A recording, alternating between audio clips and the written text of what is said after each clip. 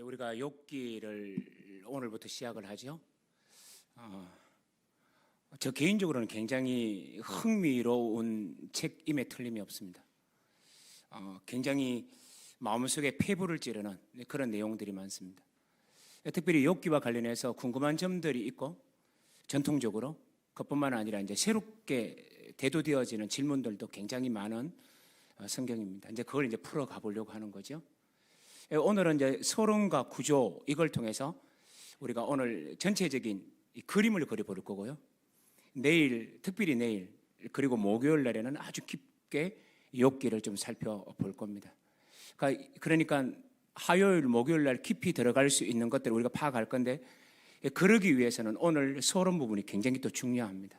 그러니까 오늘은 쉽지만 중요한, 그리고 화요일과 목요일은 깊게 봐야 하지만 오늘을 기본으로 하는, 그리고 수요일 날 금요일은 정말로 독특한 관점 몇 가지를 가르쳐 드리면 이 세 가지 다 그런 방향성이 맞을 것 같아요. 자, 그런 의미에서 오늘 서론 부분들을 함께 보려고 합니다. 오늘 제목이 이렇게 되어 있죠. 우리가 이제 주제를 달 때 이렇게 달았지 않습니까? 까닭 없는 고난, 까닭 있는 믿음, 이렇게 했죠. 이게 도대체 무슨 의미인가? 오늘 서론 부분에서 잠깐 알아보고요. 이제 시리즈를 계속 시작되어지는 가운데 좀 더 우리가 깊이 살펴보려고 합니다. 유튜브로 참여하고 계신 성도님들도 안녕하시죠? 우리 같이 그렇게 한번 해보겠습니다. 질문은 제가 못 받지만 그럼에도 불구하고 충실하게 제가 최선을 경주하도록 하겠습니다. 강의안도 혹시 유튜브를 통해서 올려드렸죠? 여러분도 이제 그 강의안을 보시면서 또 성경책을 펼쳐놓으시고 찾아가시면 되겠습니다. 물론 오늘은 성경을 그렇게 많이 필요하지 않지만 내일부터는 좀 많이 필요하겠죠? 자, 먼저 한번 시작해 보십시다. 제가 들었으며 이렇게 달았습니다. 나중에 더 숙고하겠지만 먼저 던져보는 간략한 질문과 간략한 답변, 나중에 더 깊이 알아갈 겁니다. 그럼에도 불구하고 서론 부분에 질문을 뚝 던져야 되니까 시작하기 위해서 간단한 질문을 던져보는 겁니다. 그 간단한 질문이 뭘까요? 밑에 적어놨죠? 왜 의인에게 고난을 허락하시는가입니다. 그렇지 않으세요? 여러분, 욥이라는 사람은 우리가 1장, 2장을 우리가 잘 기억하고 계신데 보면 너무 의로운 사람입니다. 하나님도 자랑합니다. 하나님도 자랑하시는데 하나님의 자랑에 묵묵부답으로 옳다라고 인정할 수밖에 없었던 세력도 있습니다. 누구죠? 사탄입니다. 사탄도 말하기를 하나님이 욥은 정말로 경건한 자고 경외하는 자고 악에서 떠난 자다라고 말할 때 사탄도 뭐라 그럽니까? 그 말에 대해서는 이의를 제기하지를 못합니다. 그러니 이 말은 뭘 말해주느냐 하면 복이 드문 의인, 죄 없는 의인, 엄청난 의인이 누구냐? 욥이라는 것을 말해주고 있죠.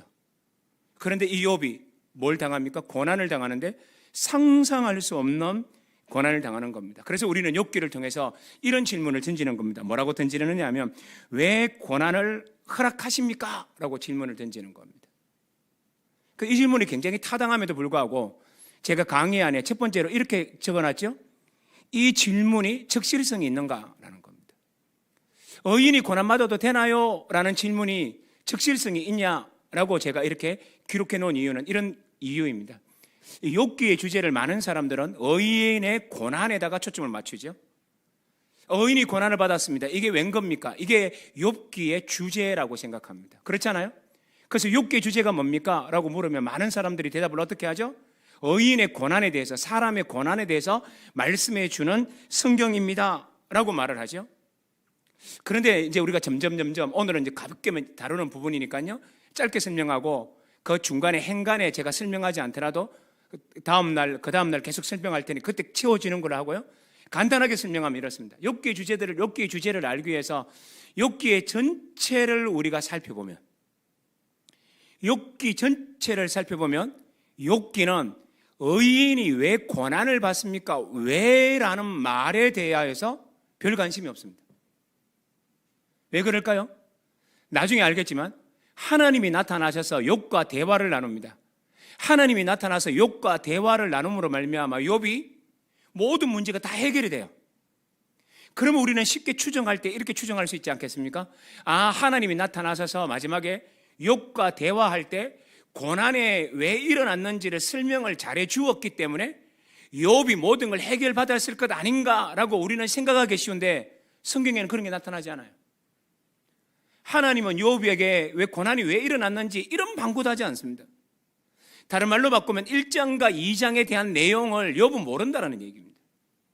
자, 그러니까 이 말은 뭘 말해주느냐 하면 뒷부분으로 가면 갈수록 욥의 주제가 왜 의인이 고난을 받습니까? 있지 않다라는 얘기입니다. 더 중요한 건요, 우리가 내일 좀 볼 건데요, 내일 보면 이 세 친구가 나타나죠. 그죠? 욥의 세 친구, 유명한 친구들이 나타나잖아요. 엘리바스, 빌닷, 소발이라는 사람들이 나타납니다. 이 사람들이 나타나서 이제 처음에는 욥을 위로한다고 왔는데 위로는커녕 욥의 가슴에 대목만 받죠. 그래서 이 세 친구 때문에 더 지옥을 경험하는 사람이 욥이 됩니다. 왜 그럴까요? 세 친구는 위로를 건넨다라고 위로를 건넸는데 욥에게는 그것이 위로이기는커녕 지옥의 그 대못으로 자신의 몸속에 와닿았다는 겁니다. 이유가 뭘까요? 이것도 간단하게 설명할까요? 오늘은? 내일 계속 볼 거니까요. 이유가 뭘까요? 세 친구는요, 욥이 고난받는 거에 대해서 어떻게 말하느냐 하면 왜 욥이 고난받았을까에 초점을 맞춰요. 제가 지금 뭐라 그랬죠? 왜 욥이 고난받았을까? 이건 제가 조금 전에 던져보는 간단한 질문, 그게 뭐였나요? 왜 의인이 고난을 받는가? 이거 똑같은 질문이죠. 그러니까 이 말은 뭘 말해주느냐 하면 세 친구도 왜라고 묻는 바람에 나온 답이 뭐냐? 왜 욥이 고난받았을까? 이유는 하나야. 죄인이라서 그래 라고 말하면서 욥을 괴롭혔다라는 겁니다. 그래서 이 사람들의 특징은 뭐냐? 왜를 묻지 말고 이 고난을 통해서 우리가 뭘 얻을 수 있는가? 이 고난이 우리에게 의미하는 바가 뭔가? 욥에게 이 고난은 어떤 의미로 욥에게 와닿았을까? 이런 관점으로 접근해야 되는데 왜만 묻다가 욥을 괴롭힌 사람이 된다는 겁니다. 자, 그렇다면 우리가 첫 번째 던진 질문도 왜 고난을 허락하냐? 라는 질문 속에서도 욥이 전체적으로 말해주고 있는 질문의 적실성이 없다라고 우리 볼 수 있는 거죠. 그렇죠? 그래서 사실은 이런 말씀을 볼 때 욥기 주제가 여기까지 이제 들으면서 여러분 이런 생각이 들 겁니다. 욥기의 최고의 주제는 고난에 대한 얘기가 첫 주제가 아니겠구나라는 걸 우리가 느끼면서 시작하는 겁니다. 자, 그렇다면 이 고난을 왜라고 묻지 않고 이 고난이 우리에게 주는 교훈이 뭡니까? 이 고난이 욥에게 어떤 의미가 있었습니까? 라고 묻는다라는 말의 의미는요, 우리가 그리스도인들이 이 욥기를 읽을 때 어떤 자세로 읽어야 된다는 것을 우리에게 지금 말해주죠. 왜 이렇게 접근하지 말아야 된다는 거죠. 그럼 어떻게 접근합니까? 이 고난이, 이 의인에게 닥쳐온 이 고난이, 이 힘겨운 고난이 욥에게 어떤 의미가 있었을까? 그리고 이 고난을 허락하신 하나님에게는 또 어떤 의미가 있을까? 그걸 묻는 겁니다. 자, 다시 얘기해 보죠. 간단한 예. 우리가 코로나19 때문에 우리가 거의 2년 반, 2년 2개월 정도로 우리 고생 엄청 했잖아요. 정말 엄청난 고생을 했잖아요. 그런데 이 코로나19가 터졌을 때 여러분, 우리 교회의 메시지와 또 다른 곳의 메시지에 큰 차이점 하나가 있었죠. 그 차이점이 뭡니까? 많은 곳에서는 이렇게 설교를 하기 시작했습니다. 왜 고난이 임했냐? 이유가 뭐냐? 왜 코로나냐? 이렇게 얘기하면서 이제 거기서 왜라고 물었기 때문에 답을 찾아야 되잖아요. 답을 어떻게 찾았나요? 공산국인 중국이 선교사들을 쫓아내고 선교사들을 괴롭혔기 때문에 하나님께서 진노하셔서 그 죄를 벌하려고 코로나19 이렇게 말하는 사람들이 있었잖아요. 그게 성경적으로 가합니까? 아니요. 그렇게 말하면 안 돼요. 또 어떤 사람은 어떻게 이렇게 해가지고 왜 코로나19가 임했느냐? 왜 물었기 때문에 답을 달아야 되잖아요. 자기 스스로. 어떻게 답을 달았나요? 동성애가 너무 판을 치고 있어서 하나님이 진노하셔서 이 동성애자들을 향한 하나님의 진노다. 여러분, 이게 말이 되나요? 중국을 혼내시기 위해서 세계인들을 다 혼내신다고요? 중국을 혼내시기 위해서 그것과 상관없는 모든 인류들을 죽음을 몰아내셨다고요? 거기에 대한 왜에 대한 답이 될 수가 없습니다. 이런 말뜻이 아시겠죠? 그렇게 질문을 그렇게 던지면 안 돼요. 그러나 우리 교회는 어땠나요? 코로나19가 터지자마자 우리는 어떻게 하자 그랬나요? 왜가 아니라 이 고난이 우리들에게 뭘 교훈하냐? 그게 우리 접근했었죠. 그러니까 뭐라 그럽니까? 왜라고 묻지 말고 어려운 사람들을 돕는 데 더 많이 신경 쓰자. 하나님은 우리에게 고난이 일어날 때 왜라고 묻는 것보다 더 중요한 질문이 있다. 그 질문이 뭐라 그랬나요? 고난당하는 사람을 우리가 어떻게 도울까? 힘겨운 사람을 어떻게 위로할 수 있을까? 여러분 이제 충분히 말뜻을 이해하시겠죠? 그러니까 새 친구가 번지수를 잘못 잡았던 거죠. 뭐라고 잘못 잡았나요? 왜? 야, 욥이 고난당한데 왜? 그렇게 자기들끼리 수근수근 대면서 뭐라 그럽니까? 죄지어서 그렇지. 죄지어서. 웃기는 얘기죠. 물론 이제 이런 얘기들이 통하는 경우들이 꽤 많습니다. 그런데 또 나중에 설명하기로 하고요. 그러나 욥기에서는 이 말이 통하지 않는다라는 것을 이제 우리가 눈여겨 보셔야 돼요.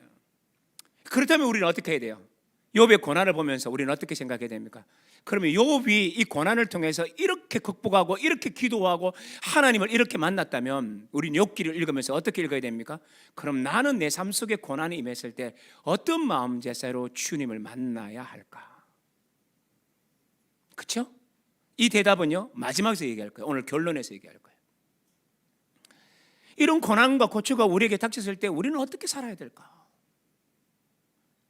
이게 훨씬 더 좋은 질문이에요. 여기서 그냥 제가 원고에는 적진 않았는데 혹시 이런 생각 들지 않아요? 욥기가 싫은 사람이 있더라고요. 그 욥기가 왜 싫어요? 그러면 이렇게 말하는 분이 있어요.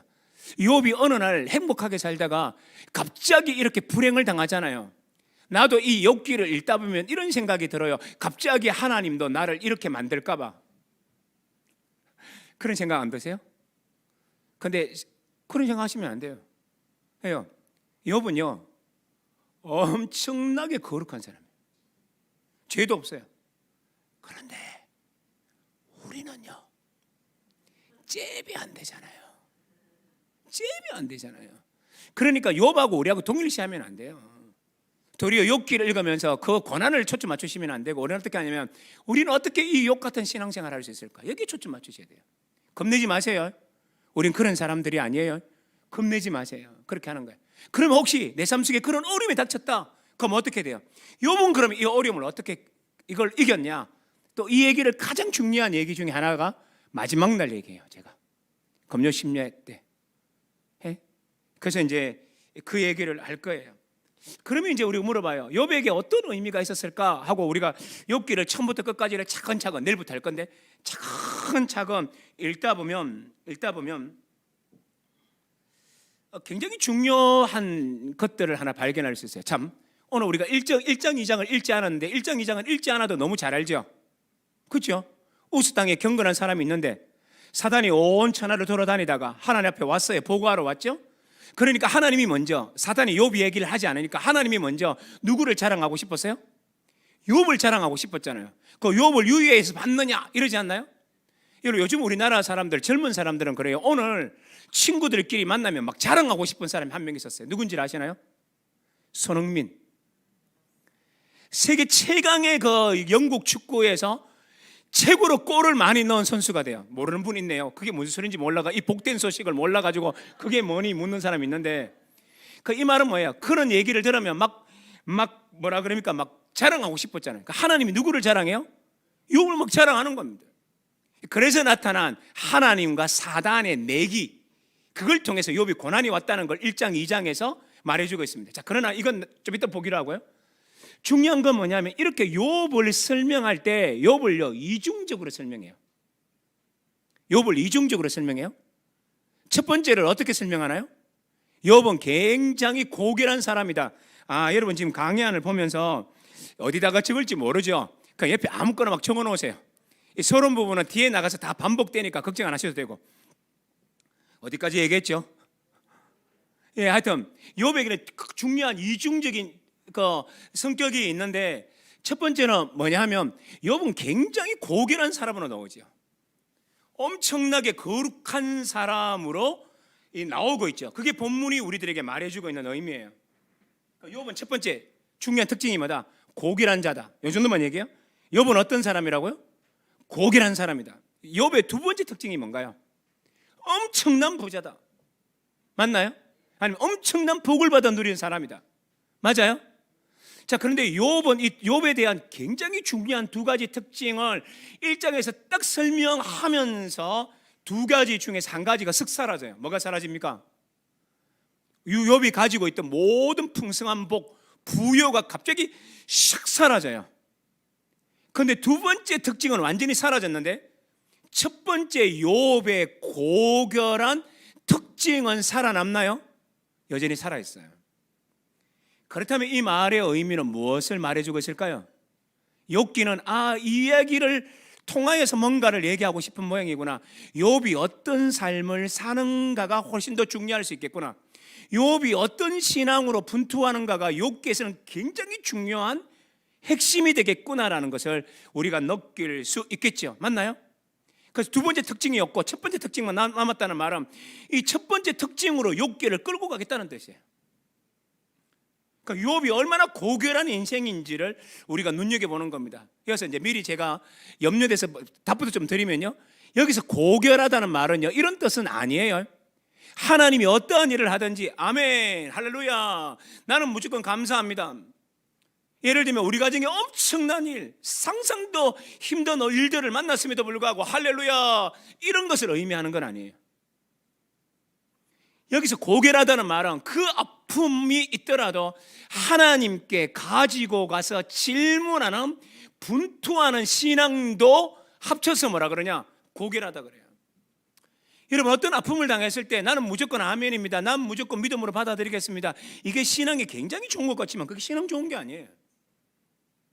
신앙이라는 건 뭘 말해주느냐 하면 내 삶 속에 고통이 몰려오고 힘겨움이 몰려와서 내가 참기 힘들잖아요. 참기 힘들 때 좋은 신앙은 뭐냐? 그 고통을 하나님 앞에 가지고 가서 하나님 이 고통이 웬 거예요? 이 고통 왜 나한테 주셨나요? 하나님 이 고통에 대해서 내게 좀 말씀해 주세요라고 사람이 아니라 누구에게요? 하나님께. 맞아요. 외치는 것까지 포함하는 게 뭐라고요? 고결한 신앙이라고. 이게 욥기에서 굉장히 중요해요. 자, 그렇다면 이제 세 번째 그 강의 보면 더 깊은 신뢰라고 되어 있죠. 자, 이런 관점에서 성경을 쭉 훑어보면요, 여러분 처음에 이 새 친구 내일 볼 건데요, 새 친구가 나타나서 욥하고 얘기를 해요. 다시 새 친구하고 누구하고 얘기를 해요? 욥과 얘기를 하죠. 욥과 얘기할 때 초반부에는 뭐가 주제가 되느냐 하면 욥의 성품이에요. 이 말은 다른 말로 하면 욥의 윤리적 행위예요. 이게 뭐가 되느냐? 주된 주제가 돼요. 욥이 어떻게 살았냐? 이게 주제가 돼요. 그런데 이 새 친구와 계속 대화를 나누다 보면 후반부로 가보면 이 사람에 대한 욥에 대한 주제가 쓱 바뀌어요. 뭐로 바뀔까요? 하나님으로 바뀌어요. 하나님으로 바뀌어요. 그래서 어떻게 되냐면 욥이 죄를 지어서라는 그 논지가 이제는 뭐 새 친구는 변함이 없지만 욥의 말은요 점점 바뀌어서 어떤 식으로 가고 있느냐 하면 하나님이 하셨다, 하나님이 힘겹게 하셨다, 하나님이 나를 이렇게 대하셨다. 그 자기의 고결한 성품, 여기 나는 의롭다 이런 성품에서 더 강조점이 어디로 옮긴다고요? 하나님의 활동으로 옮겨가요. 그렇다면 이 말은 우리에게 뭘 말해줄까요? 욥기의 주제라는 것, 욥이 하나님에 관해 자기에게서 하나님을 점점 알아가는 주제로 바뀌는 것을 미루어 봐. 욥은 하나님 관계가 더 깊어지는 것을 우리에게 말해주는 성경이겠구나. 이제 이걸 우리가 알게 되는 거죠. 나에 대한 얘기가 누구의 얘기로 바뀌어요? 하나님에 대한 얘기로 바뀌어요. 하나님이 왜 나를 이렇게 대하시나? 하나님이 왜 이렇게 하셨는가? 그러니까 하나님과의 나의 관계의 얘기로 점점 더 바뀌어가요. 그러니까 욥기의 주제가 뭐로 나올 거라고 우리는 쉽게 이해할 수 있나요? 욥기의 주제 중에 굉장히 중요한 주제는 하나님을 점점 알아가는 거구나 라는 것을 우리가 알게 돼요. 그래서 욥기를 읽으면 읽을수록 가면 갈수록 마지막으로 가면 갈수록 우리 머릿속에 선명하게 남는 게 뭐냐? 하나님을 신뢰하는 삶. 이걸 배워요. 그런데 어떻게 해요? 하나님에 대한 하나님이 자기의 고난에 대해서 명확하게 설명하지 않아도 하나님을 신뢰하는 삶으로 가요. 그러고 하니까 우리 주제하고 좀 연결이 되나요? 까닭 없는 고난, 고난에 대해서 내가 다 몰라요. 그런데도 하나님을 알아갔기 때문에, 하나님의 성품을 알았기 때문에 하나님으로 인하여 내 믿음이 생겨요. 이걸 뭐라 그러냐? 까닭 있는 믿음이라 그래요. 내일 좀 더 보게 될 거예요. 자, 그렇다면 이 말은 뭐냐면 욥의 전체의 주제를 통해서 뭘 알게 되느냐 하면 욥은 이걸 알게 돼요. 아, 하나님은 하나님이구나. 이걸 알게 돼요. 아, 하나님은 하나님이구나. 이걸 알게 돼요. 이걸 뭐라 그러는 줄 아시죠? 경외 사상이라 그래요. 자, 경외 사상이라 그러는데 그냥 말로 설명이 되는데 조시는 분이 혹시 있을까 싶어서. 여러분 유튜브 따라오시는 분들도 졸면 안 돼요.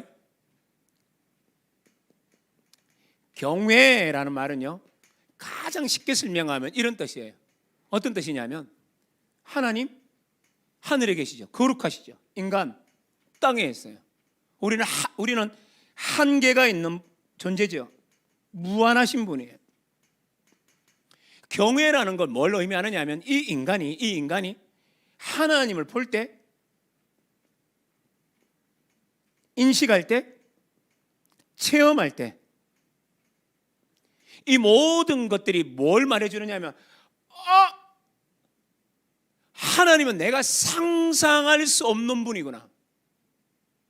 그러니까 하나님과 자기 사이에 뭘 느껴요?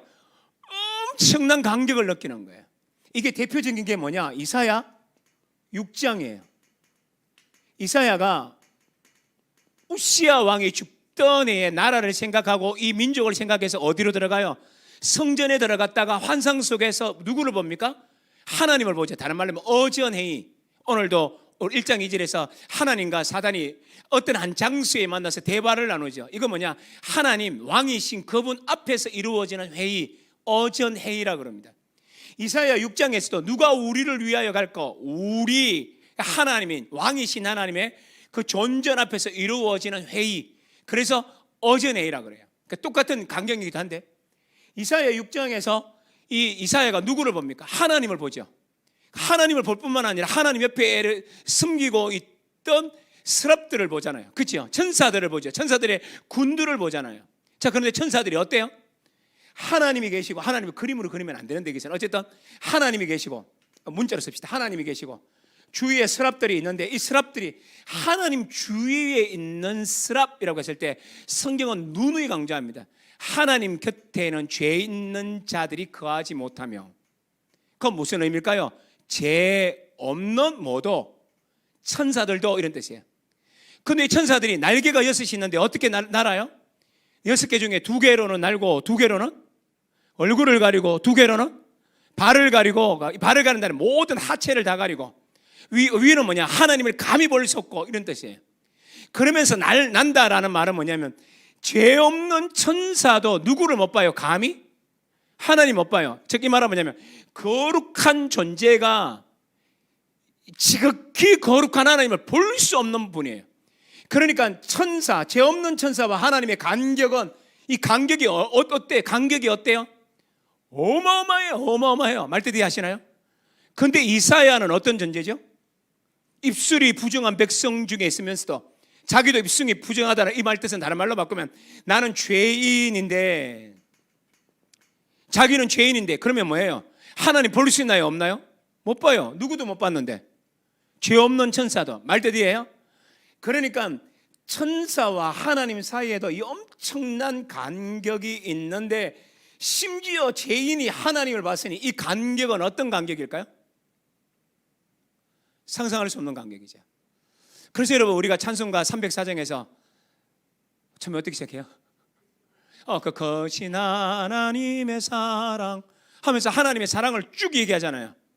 그러다가 2절에 가서는 뭡니까? 하늘을 두루마리 삼고 바다를 뭐로 삼아도, 먹물 삼아도 하나님의 그 거신 사랑을 어떻게 해요?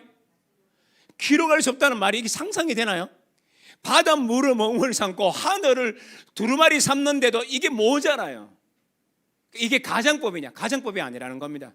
뭐를 알면? 이 경외의 깊이를 알면. 조금만 더 해볼까요? 신약적으로. 그래서 이 말은 다른 말로 바꾸면 하나님이 성육신 하셨다라고 했을 때 하나님의 추락, 제가 추락이라는 단어를 지금 의도적으로 쓸게요. 하나님이 지극히 높은 곳에서 인간의 십자가의 죽음이라는 그 밑까지의 추락은 이건요 영겁의 세월로도 헤아릴 수 없는 구렁텅이라는 말이에요.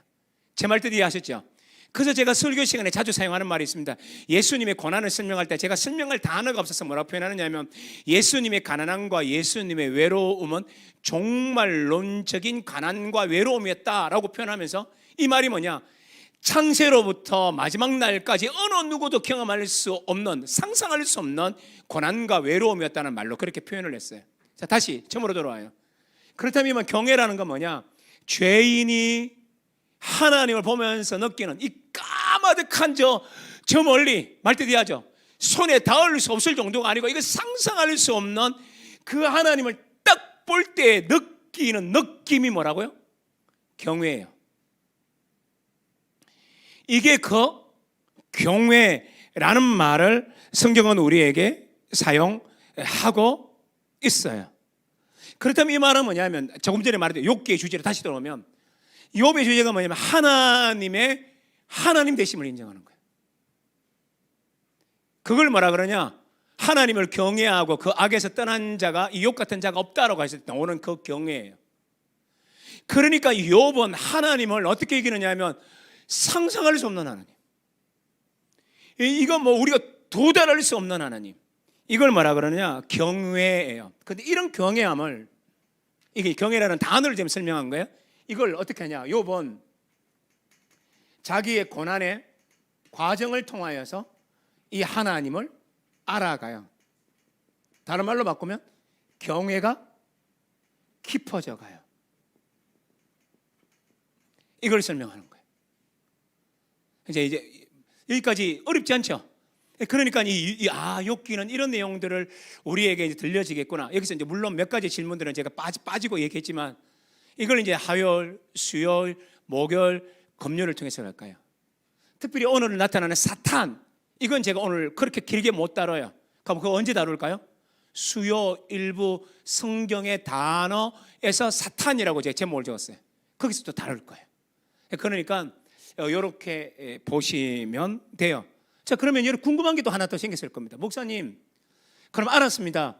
욥이 욥기를 통하여서 어떻게 하나님과의 관계를, 다른 말로 하면 깊어져 가는지를 우리에게 보여주고, 이 성경을 읽으면서 우리가 어떻게 하나님을 깊게 알아가는지를 우리에게 교훈한다는 거죠.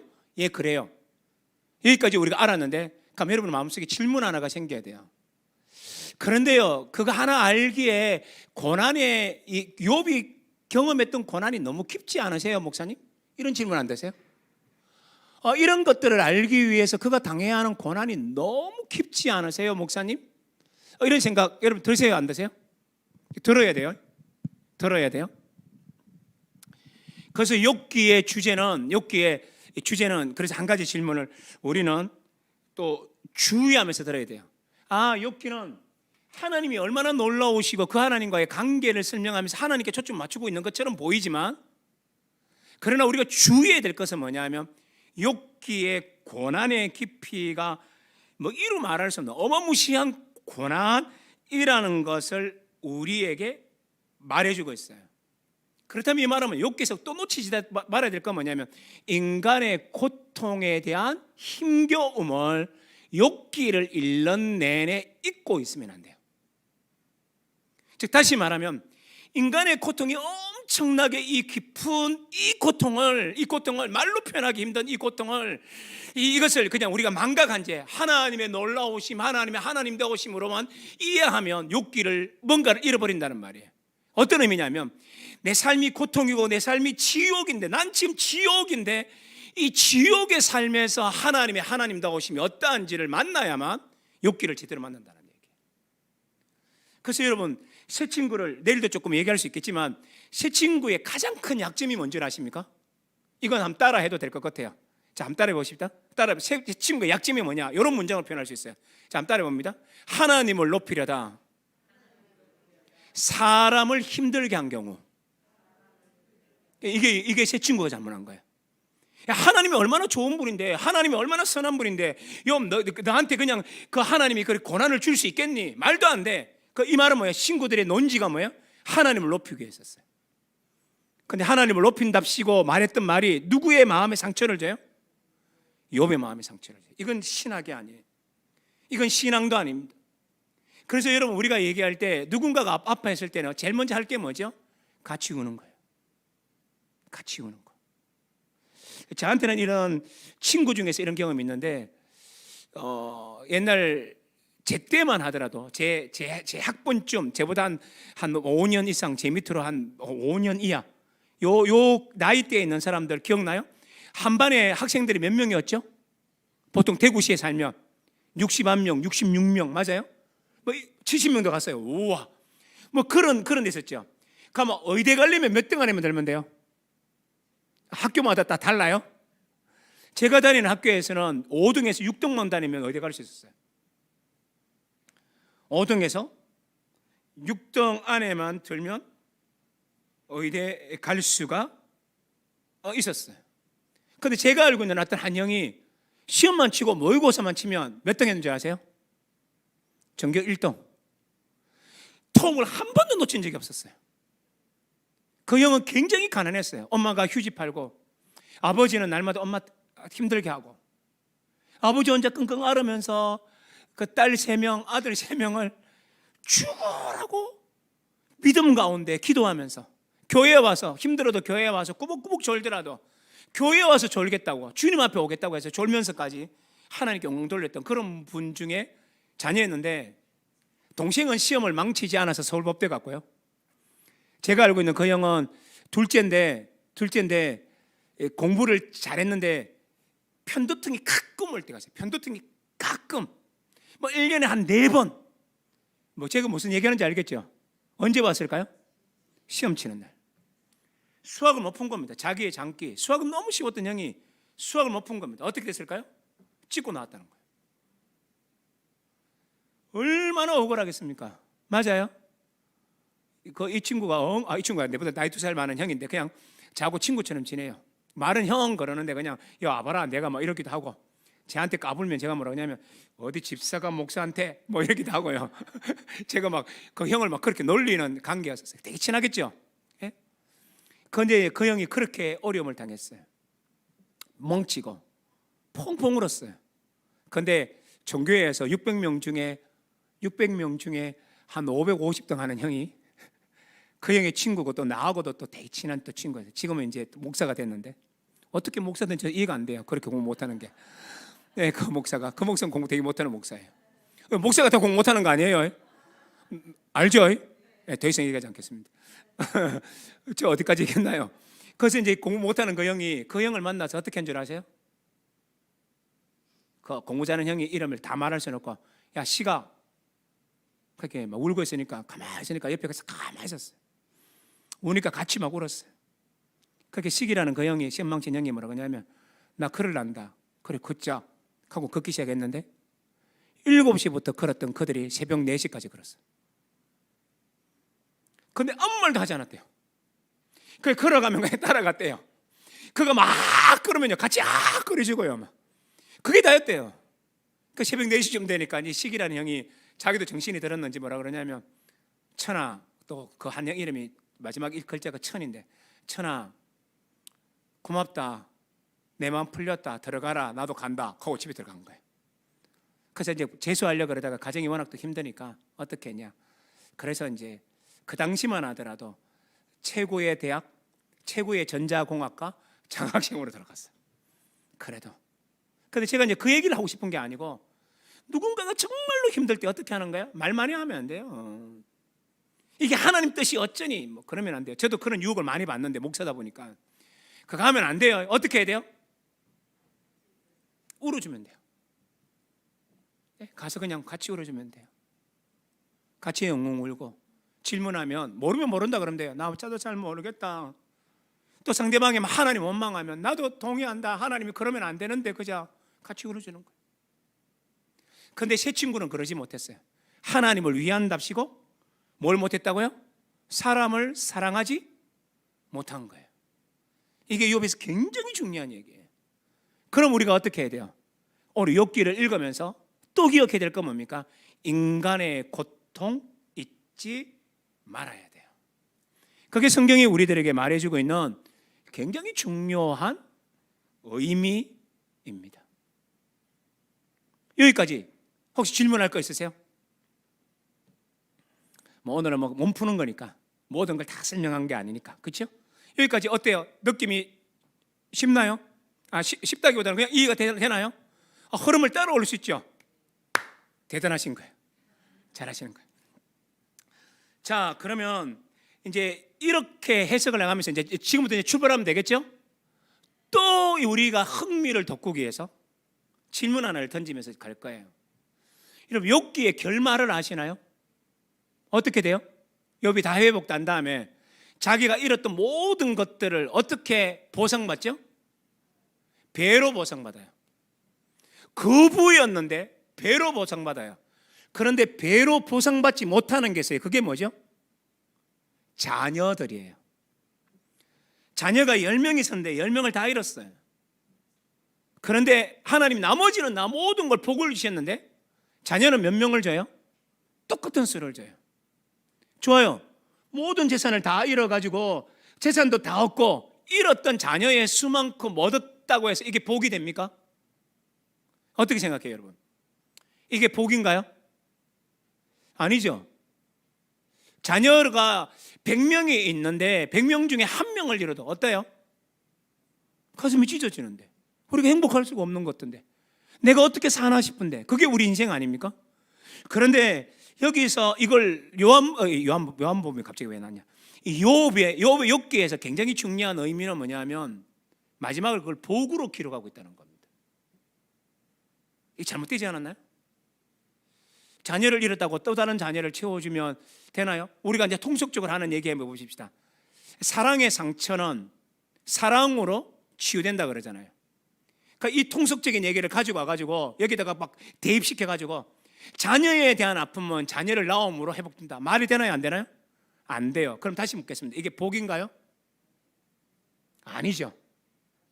그러면 이 복이라는 개념, 이 개념을 우리는 어떻게 푸실래요? 그럼 다시 처음으로 돌아옵니다. 아까 제가 두 가지를 강조하자 그랬죠. 하나님의 하나님다우심, 인간의 고통, 그 중간에 뭐라 그랬나요? 욥이 하나님을 점점 알아감이라고 그랬죠.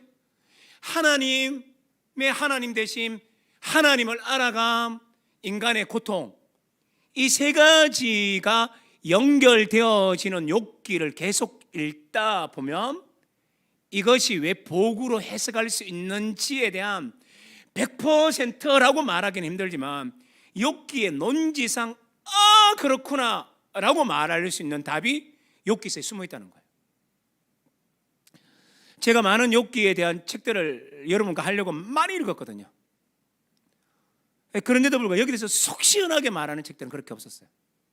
그 얘기를 이제 여러분하고 마지막 날 얘기할 거예요. 거기까지 가려면 어떻게 해야 돼요? 둘째 날, 셋째 날, 넷째 날이 오늘과 더불어서 기본이 돼야 되겠죠. 그러면 이제 마지막 날에 그 의미들을 우리가 더 확실하게 알게 되면서 그렇구나, 그래서 욥이 이렇게 말하는 거구나, 내가 이 모든 것을 100% 논리적으로 다 이해는 되지는 않음에도 불구하고 그럼에도 불구하고 믿음 안에서 고개를 끄덕이며 그렇네라고 말할 수 있는 답을 얻을 수 있다는 얘기예요. 그럼 어떻게 해야 되겠습니까? 계속 들어야 되겠죠. 꼭 학원 강사 같다. 자, 그렇게 해서 여기까지 하면 되는 거고요. 이제 본격적으로 들어가요. 욥기. 서론 길기도 길다. 자, 이제 욥기를 들어가려고 할 때 이제 재미난 얘기 하나만 하십시다. 조금만 더 하고 쉴게요.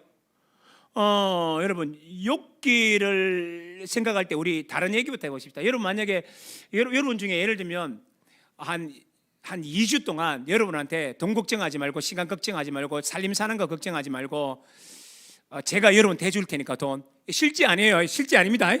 실제 아닙니다. 제가 대줄 테니까 마음 놓고 여행 갔다 오라 하면 어디 가고 싶으세요?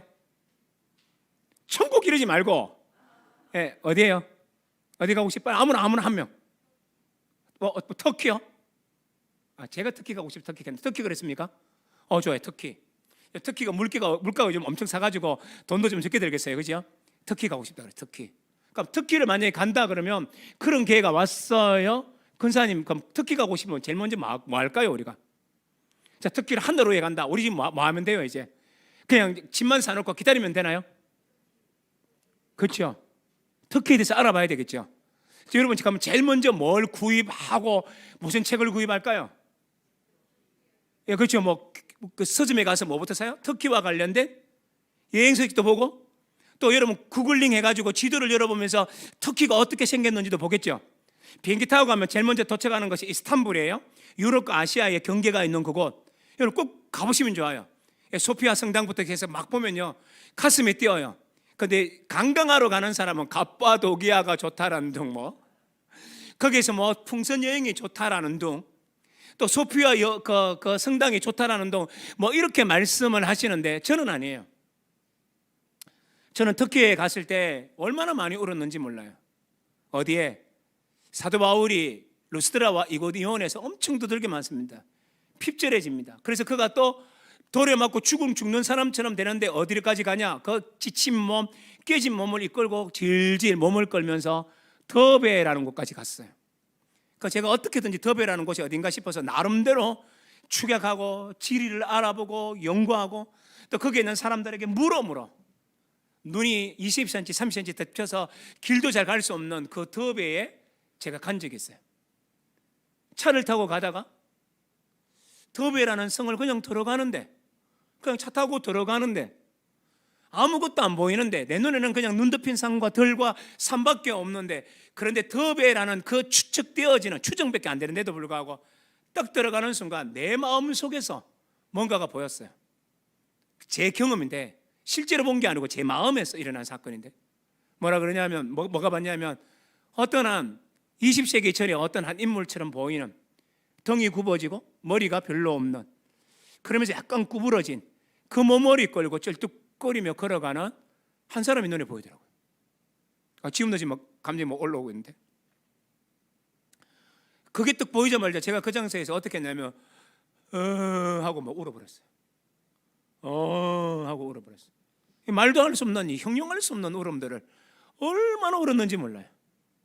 그리고 나서 그가 가슴직한 그 마을과 그가 가슴직한 산 위로 발이 푹푹 빠지는 그 눈길을 올라가면서 얼마나 많이 울었는지 몰라요. 그 터키가 왜 좋으냐면, 터키라 그랬는데 갑바고 도끼가 꼭 가보세요. 풍선도 꼭 다 보시고요, 소피아 성당도 꼭 보시고요, 에베소의 그 놀라운 신전들도 다 보시고요. 물론 에베소는 포함되고 있지만, 그러나 그 모든 과정 속에서 바울의 발길을 함께 걸어가는 건 우리에게 잊을 수 없는 추억이에요. 저도 그걸 하기 위해서 뭐 했을까요? 그러니까 지도 구입, 신학책들을 구입해서 읽어봄, 그리고 뭡니까? 이게 GPS 찍어서 가기, 이런 거 다 했겠죠. 그걸 하는 겁니다. 그럼 다시요. 그럼 우리가 욥기를 구경하려면, 욥기를 우리가 연구하려면 해야 되는 게 뭐죠? 욥기에 대한 지도를 가지고, 적어도 지도가 뭘까요? 구조예요. 구조. 이건 제가 옛날에 우리 교회에 사경회를 인도해 하셨던 순복음신학교에서 강의하고 계신 구약학 교수님 차준희, 기억나세요 혹시? 차준희라는 교수님, 어릴 때 돼서 몸이 좀 불편하셨던 그분. 그러나 그 말씀이 능력이 있어서 우리 모든 성도를 하여금 싹 빠져들게 했던 그 말씀에 좀 기억하십니까? 그분의 책에서 제가 그냥 이거는 뺏겨왔어요. 제가 이게 다 쓰는 게 힘들어서. 그래서 그거 이제 도표만 보시고 우리가 좀 마치면 돼요. 여러분 먼저 도표를 보면 두 개가 나오죠. 하나는 작은 것, 그 다음에 두 번째는 뒤에 장에 나오는 거, 맞죠? 그러니까 뒤에 장부터 먼저 첫 번째부터 먼저 볼까요? 첫 번째부터 먼저 보시면 까만 글씨의 박스에 뭐라 그래요? 산문체, 운문체로 되어 있죠. 산문체라는 말은 뭐냐면, 우리가 이제 산문으로 서술되듯이 소설처럼 듯이 성경이 기록되어 있는 겁니다. 길게 쓰는 글이죠. 그러니까 운문체는 뭘까요? 시예요, 시. 그런데 자세히 보시면 산문체는 어떤 박스 안에 있나요? 서론, 욥기 1에서부터 2장 맞나요? 그 박스 제일 밑으로 내려 보십시오. 몇 장이에요? 결론에 나오는 내용들은 전부 다 뭐냐? 산문으로 되어 있어요. 근데 나머지 모든 것들은 뭐로 되어 있나요? 그렇죠. 3장부터 해서 42장 6절까지는 이게 시로 되어 있어요. 그럼 이런 말은 무슨 말이에요? 샌드위치 구조, 이런 구조는 어떤 의미일까요? 저기 말은 뭐냐면, 안에 있는 시를 해석함에 있어 산문에 나오는 1, 2장과 결론의 내용을 망각하여서 읽으면 안 된다, 이런 뜻이에요. 말뜻 이해하시겠죠? 그 목사님, 그 말 뜻은 이해했는데 왜 이렇게 말씀하시나요? 구체적으로 내일부터 또 알아가겠지만 쉽게 설명하면 이렇습니다. 3장으로부터 짧게는 31장까지 욥의 고백까지 나오는데요, 31장까지 새 친구와 욥의 대화가 있죠. 이 대화 속에 어떤 내용이 나오느냐 하면, 그냥 3장부터 31장만 읽으면 어떤 느낌이냐면, 욥이 하나님을 원망합니다, 저주합니다, 하나님을 나쁜 분으로 몰아붙이기 시작합니다. 하나님을 악당 중에 악당으로 여길 수 있을 만큼의 말들을 막 쏟아내요. 그래서 어떤 생각이 드냐면, 우와, 욥이 어떻게 하나님에 대해서 저렇게 심한 말을, 옛날에 우리 코미디 프로그램 이런 게 있잖아요. 어떻게 그렇게 무슨 말을, 제가 괜히 얘기했다 이거는. 유튜브 취소입니다. 취소. 이거 이 방송에 취소입니다. 이거는. 그러니까 그런 거, 어떻게 그렇게 심한 말을 하냐 하는 것처럼 욥이요 엄청나게 심한 말을 해요. 그렇다면 이 말은 뭐죠? 앞에 있는 서론과 마지막에 있는 결론, 즉 특별히 서론에 있는 욥에 대한 내용들을 망각하고 심한 분석하면 그렇게 돼버려요.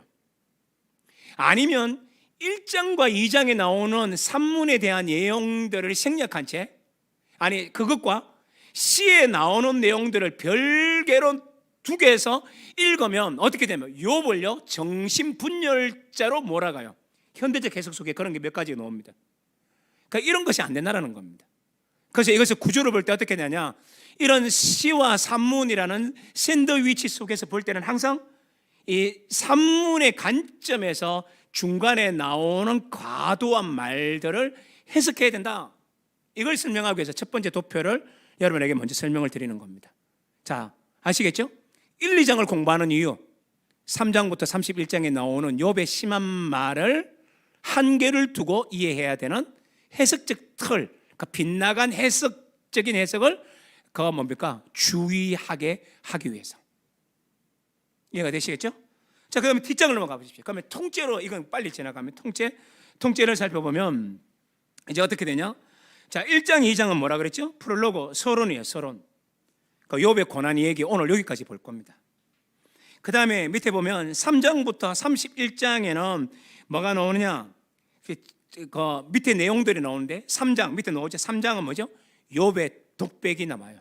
이 독백은 뭘 말하느냐 하면 1장, 2장에서 모든 걸 잃어버리고 자기의 인생이 너무 비참해요. 좀 이따 볼 거예요.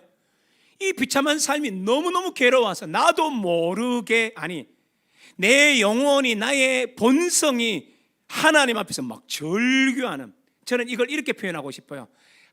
한 짐승의 절규라고 좀 표현하고 싶어요. 짐승 같은이라는 단어 고르시면 좋겠지만 어쨌든 제가 같은이라는 좀 말을 뺄게요. 어쨌든 짐승의 절규가 나와요. 그게 3장이에요. 독백의 독백. 이 짐승의 처럼 울부짖는 그의 독백을 듣고 새 친구가 어떻게 했을까요? 반론하기 시작하는 게 4장부터예요. 뉘앙스를 알겠죠? 그래서 이제 그 독백에 짐승같이 하나님께 원망하는 이 내용을 듣고 4장부터 새 친구가 하나님 원망하지 마, 아까 얘기했죠. 하나님을 변호하다가 사람을 괴롭히는 새 친구의 독백이 나오는 게 4장부터 27장까지의 내용인데, 그 4장부터 27장의 내용들을 한번 쭉 또 내용을 한번 보죠. 4장부터 14장까지는 첫 번째 논쟁이라 그래요. 새 친구가 어떻게 하냐면 첫 번째 엘리바스가 말을 해요. 그 다음 밑에 보시면 4, 5장 나오죠. 그러면 이제 욥이 거기에 응답을 해요. 6, 7장 흐름 되기 쉽죠. 그러면 빌닷이는 두 번째 나와서 첫 번째 또 얘기를 해요. 그러면 욥이 대응을 해요.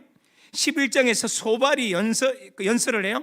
그럼 욥이 대응을 해요. 그럼 이 말은 뭐냐면 세 명의 친구가 얘기하는 것과 욥의 대답이라는 것들이 1차 논쟁이 몇 장까지냐? 14장까지예요. 그러니까 이거 1차 논쟁이라 그래요. 그리고 나니까 두 번째 또 뭐라 하냐? 또 엘리바스가 세 명이 다 얘기하고 나는데 욥이 대답하니까 분하니까 다시 엘리바스가 두 번째 또 연설을 합니다. 그럼 다시 욥도 대답하고 또 빌닷이 얘기하면 또 욥이 대응하고 소발이 얘기하면 욥이 대항하는까지가 두 번째 논쟁이 15장부터 21장까지예요. 흐름이 그래요. 흐름은 굉장히 쉽잖아요, 그죠? 내용을 이제 내일 살펴보겠지만, 그 다음에 그리고 끝나고 나니까 또 22장부터 27장 사이에 논쟁이 나오는데, 이게 참고로 논쟁이 나오는데 세 번째 소발의 연설은 없어요. 그러니까 첫 번째 논쟁에는 세 사람 다, 두 번째도 세 사람 다가 나오는데 세 번째 논쟁에는 소발이 없어요. 이 말은 뭐냐면 보통 주석가들은 소발이 할 얘기가 없다라고 해석하는 게 가장 안전한 해석이에요. 그러니까 욥도 두 사람에 대한 답변을 했겠죠. 그게 27장까지예요. 밑에 쭉 내용 내려왔죠. 그 다음에 28장부터 31장에는 자세히 보셔야 됩니다. 앞에 3장에 욥의 독백이 남았나요? 맞죠? 그랬던 것처럼 욥의 독백 때문에 새 친구와의 논쟁이 있었고, 그 다음에 또 마지막에 뭐가 치워 들어오느냐 하면 욥의 독백이 또 나와요. 그러니까 이런 구조가 되어 있어요. 그래서 욥의 독백을 통해서 새 친구들의 생각이 틀리고 나의 생각을 계속 부르짖는 내용들이 나타나서 3장 그리고 결론적으로 28장부터 31장을 통하여서 욥의 올곧은 견해들이 잘 드러나게 돼 있어요. 아시겠죠? 자, 그리고 나면 이제 되게 재밌는 게 나타납니다. 32장부터 37장에 새 친구가 아니고 한 사람이 갑자기 뜬금없이 나타나요. 누구냐면 엘리후라는 사람이 나타나서 길게 얘기합니다. 몇 장이에요? 몇 장부터 몇 장까지? 32장부터 7장까지 가면 총 몇 장입니까? 2, 3, 4, 5, 6, 7 6장이나 얘기해요. 엄청난 장이죠. 그러면 엘리후가 얘기하면 욥이 대답해야 될까요? 안 해야 될까요? 원래 논지상 욥이 대답해야 되겠죠. 그런데 욥이 아무 말도 안 합니다. 그래서 이게 신학자들마다 되게 어려워해요. 그럼 엘리후의 얘기는 뭐냐라고 얘기하는데 제가 답을 빨리 먼저부터 말씀을 드릴게요. 욥의 얘기는 한계가 있는 열린 논설이다. 목사님 그 말 되게 어려운데 걱정하지 마세요. 목요일날 가르쳐 드릴게요. 한계는 있어요. 엘리후의 말도 뭐 별것도 없는데. 그런데 그에게는 뭐가 있다고요? 한계가 있는 뭐라 그랬어요? 열린 논설이에요. 그러니까 이 말은 뭐냐면 가장 먼저 쉽게 설명할게요. 새 친구는 아까 욥이 고난을 당했을 때 어떤 단어로 시작한다 그랬죠? 왜? 맞아요. 그런데 엘리후는 어떤 데 관점을 맞추느냐 하면 왜가 아니라 고난에도 교훈은 있어. 그 얘기를 합니다. 그런데 그의 말들이 새 친구하고 별반 다른 게 없는 게 많아요. 그럼에도 불구하고 뭡니까? 맞는 말을 다르게 사용했다는 거예요. 이 말은 다른 말로 또 바꿔볼까요? 앞에 있는 새 친구도 틀린 말이 아닌데 틀린 말이 돼요.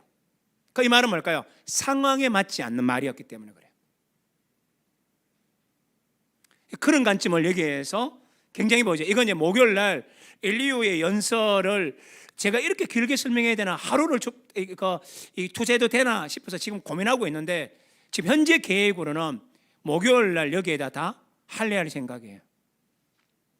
혹시 아니면 조금 그 다음에 거가 좀 할 수는 있겠지만, 그럼 여기 초점 맞춰서 좀 살펴볼 거예요. 그런 굉장히 중요한, 여기에 욥기를 해석하는 데서 되게 어려운 본문이기 때문에 제가 그렇게 할 예정인데, 또 아니면 뭐 다르게 할 수도 있겠지만 그렇게까지 얘기할게요.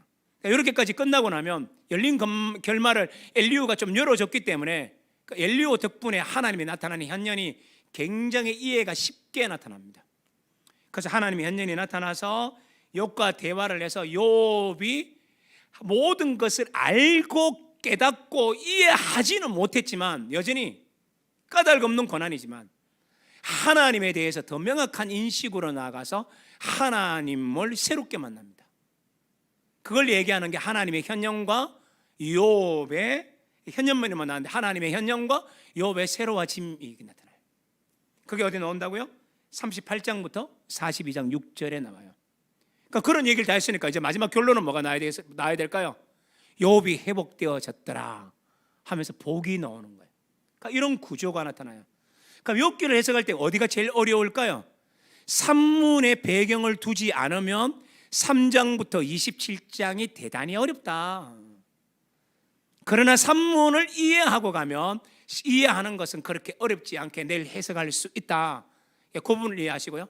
단 전제 조건은 뭐냐? 인간의 고통을 염두에 두고 이런 관점에서 읽으시면 됩니다. 그러니까 이런 구조를 보시면 되고요. 또 어려운 것 중에 하나가 42장 7절부터 17절이 어려워요. 복 받았다는 말이 이해가 안 가요. 복은 무슨 복? 자녀가 세상에 없는데 무슨 복? 그러니까 이런 얘기들을 다루는 게 마지막 이 짧은 구절이지만 되게 중요한 본문이라서 제가 금요 심야 때 다루려고 하는 겁니다.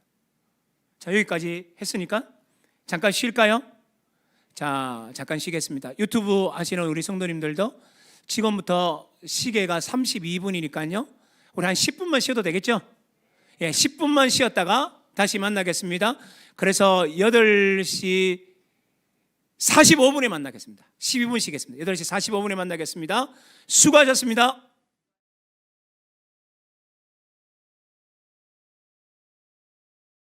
이제 우리가 서론 부분을 이제 또 살펴보겠습니다. 서론 부분으로 들어가서 이제 앞부분에서 얘기했지만 이제 그럼에도 불구하고 반복해야 되겠죠. 욥기가 다루는 게 뭐냐 했을 때 이 고통의 문제는 분명히 나타나긴 하지만 고통의 문제가 주가 아니다. 앞에 있는 내용들을 이거 읽어도 다 이해가 될까요? 그러나 더 중요한 것이 있다. 그게 뭐라고요? 하나님과 인간의 관계성이에요. 그래서 욥이 막 절규하고 하나님의 저주하고 원망하는 것처럼 느껴지는 그런 단어들, 너무 심한 말들조차도 어디에서 출발해야 되니까요. 앞에서 1장, 2장에서 나왔던 욥과 하나님의 관계에서만 해석하면 이것이 저주가 아니에요. 예를 들면 옛날에 우리 어머니가, 지금은 아니에요, 예수 믿고 권사님이 되시고 굉장히 경건하신 분인데 예전에 예수 믿기 전에 우리 누나들이 예 먹일 때 그때 얘기하는 거예요. 오해하지 마세요. 그때 우리 엄마가 뭐라 그러면 우리 특별히 막내한테 어떻게 말하냐면 나가 죽어보라. 그래서 나가 죽어보라 그랬어요. 그러면 우리 넷째 누나가 뭐라 그러냐면 내가 왜 하고 막 덤벼들어요. 왜 그럴까요? 어떻게 엄마 입에서 그 막 말이 나오고 또 딸이라는 게 엄마를 대하는 것이 뭐 옆에 있는 친구 대하듯이 왜 대해요? 이유가 뭐예요? 뭐가 전제가 되지 않으면 일어날 수 없는 일이죠? 관계. 그게 욥기가 말해주는 1장, 2장이 굉장히 중요한 단어들이에요. 이게 굉장히 중요한 단어예요. 그래서 관계가 중요해요. 고난보다는 관계가 훨씬 중요하다고 제가 누누이 말씀드립니다. 그럼 왜 이렇게 해석하냐? 앞에 설명했지만 다시 얘기하면 욥기는 고통으로 시작해서 의인의 고난으로 시작했는데 마지막 이 욥기가 끝날 쯤에 하나님이 나타나셔서 욥아, 고난이 이러한 이유 때문에 나타난다라고 고난에 대한 이유를 전혀 설명하지 않는다 했어요. 고난이 주제였다면 고난에 대해서 설명하셔야만 안 돼요. 고난이 해결에 대해야 할 수수께끼였다면 고난에 대해서 반드시 말씀하셔야 되는데 주님은 그런 말씀을 하시지 않는다라는 거예요. 대신 어떻게 합니까? 하나님 나타나셔서 하시는지 뭔지 아세요? 가장 간단한 말, 그때 더 자세히 하겠지만 오늘은 간단하게 하나님 나타나서 이런 말 합니다. 자, 한번 보십시오. 하나님 이렇게 딱 나타나셔서 내가 누군 줄 아니? 나 창조주야. 원래 이런 말투를 안 하셨습니다. 내가 누군 줄 아니? 내가 섭리하는 주야. 이런 뜻이에요. 이걸 가장 간단한 말로 바꿔볼까? 이런 얘기입니다. 주님이 딱 나타나서 하는 말이 뭐냐면 나야 나. 뉘앙스가 어떤 느낌이에요? 내가 이걸 여러분이 잘 설명하려고 이런 뉘앙스로 바꿨어요. 다시 보십시다. 나야 나. 뭐죠? 나만 믿어. 내가 인도할 거야. 내가 네 삶을 책임질 거야. 너 이해하지 못한다고? 그럴 수 있지. 너는 이해 못하더라도 나는 이해하고 있단다. 너는 쥐고 있지 못하더라도 내가 쥐고 있단다. 너는 모든 것을 헤아리지 못하지만 내가 한단다. 이 말을 제가 다른 말로 바꿀 거예요. 뭐로 바꿔요? 나야 나. 난 너 아버지야. 난 너 하나님이야. 라고 말하는 거예요. 그래서 나중에 보면 하나님의 현년에서 나타나는 게 뭐냐? 나는 창조주다. 동시에 나는 섭리자다 라고 말하면서 심지어 악의 세력에 대하여도 섭리한다라고 말해줘요. 그날 배우겠지만 욥이 당하고 있는 고난이 마치 악의 세력에 빠진 것처럼 느껴져요. 그렇다면 이 말은 뭘 말해주느냐 하면 이 땅에 있는 모든 악처럼 보이는 것, 힘겨운 것조차도 내가 승리한다 라고 주님은 말씀하세요. 그럼 이 말은 뭘까요? 처음으로 다시 돌아와요. 나야 나 승리하는 내가 네 인생 인도할 거야 라는 말씀으로 하신다라는 거예요. 그러니까 문제는 뭐예요? 고통, 고난에 대한 이유, 해설 여기에 초점 맞추지 않는구나. 제가 또 왜 이렇게 말할 수 있느냐 하면 조직신학적 관점에서 말씀드릴 수 있어요. 조직신학적 관점. 목사님, 조직신학적 관점이 무슨 얘기예요? 제가 이렇게 말할게요. 조직신학자들한테 물어보십시오. 우리 장신대에 있는 교수님한테 물어보십시오. 박사들, 학자들에게 물어보십시오. 고난은 왜 생겼나요? 그들은 첫 마디가 뭔 줄 아십니까? I don't know. We don't know. 나 모르고요. 우리도 몰라요. 그 다음에 하는 말이 성경을 연구해 보니 이렇게는 말할 수 있습니다 라고 얘기할 뿐이에요. 그러니 이 말은 뭐냐면 고난에 대한 모든 수수께끼를 욥기가 풀 거라고 얘기하시면 안 돼요. 다시 말하면 까닭 없는 고난을 우리는 맞닥뜨릴 수밖에 없다는 뜻이에요. 그런데 까닭은 없는 고난이 몰려와 내가 힘든데 미치겠는데 문제는 뭐라고요? 우리는 그 까닭이 아니라 나야 나라고 말씀하시는 그분을 볼 때 삶이 이해되기 시작한다는 겁니다. 그게 바로 까닭 있는 믿음과 연결되고 있죠. 가장 간단하게 설명 이런 겁니다. 욥기의 주제는 뭐냐면 하나님이 내가 책임질 거야. 그래서 하나님의 창조주 권능을 드러낸다는 겁니다. 이 얘기를 언제 한다고요? 4일째 혹은 5일째 할 거예요. 그러니까 목요일 아니면 금요일 날 얘기를 제가 풀어 갈 거예요. 자, 이런 관점에서 우리가 1번 문제 욥기가 다루는 걸 좀 설명했고요. 두 번째는 이제 그러면 욥은 어떤 사람인가? 이제 서론 부분에서 말해주고 있는 걸 탐구해 들어가야 되겠죠. 욥은 어떤 사람일까요? 1장 1절과 2장 3절에 똑같은 말이 나오죠. 1장 1절 우스 땅에 욥이라 이름하는 사람이 있었는데 그 사람은 온전하고 정직하여 하나님을 경외하며 악에서 떠난 자더라 이렇게 설명합니다. 이거는 해설자가 이렇게 객관적으로 표현해 놓은 거죠. 그런데 이렇게 그에 대한 진술이 하나님 입에서도 똑같이 나와요. 그게 2장 3절이죠. 여호와께서 사단에게 이르시되 네가 내 종 욥을 주위에서 보았느냐? 그와 같이 온전하고 정직하여 하나님을 경외하여 악에서 떠난 자가 세상에 없느니라. 누가 이건 얘기하는 거예요? 하나님이 하시는 거예요. 기술하고 있는 내용과 하나님의 입에서 나오는 말이 같아요, 달라요? 똑같아요. 즉 이 말은 뭐냐면 욥이 이런 사람이 분명하다라는 것을 말해주고 있는 본문 맞겠죠? 그럼 여기 나타나는 특징이 뭡니까? 첫 번째, 그는 어떤 사람이라 그래요? 온전한 사람이다.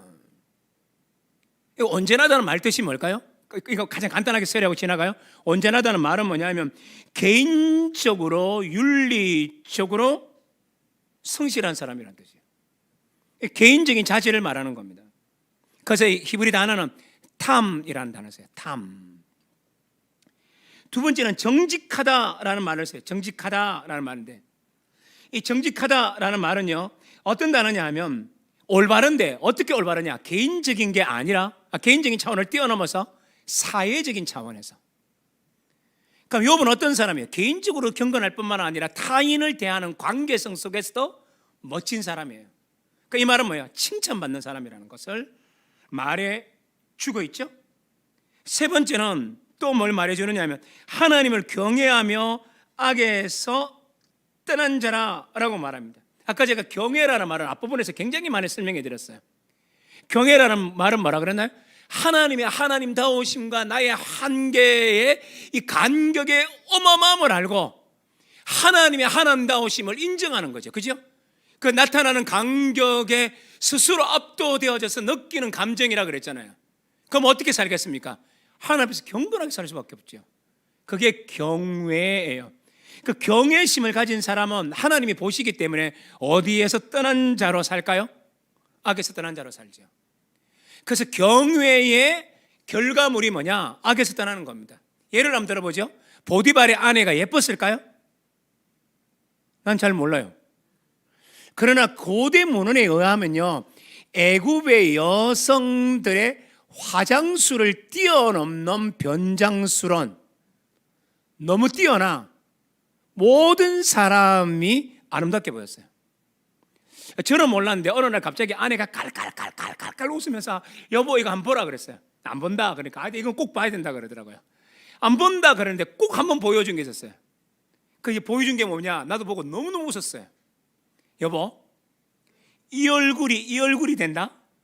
유튜브에 나오는데 생긴 게 정말 이렇게 아닌 여성분이 자기가 화장을 했는데 변장술로 바비 인형처럼 예쁘게 됐어요. 혹 그런 거 아시나요?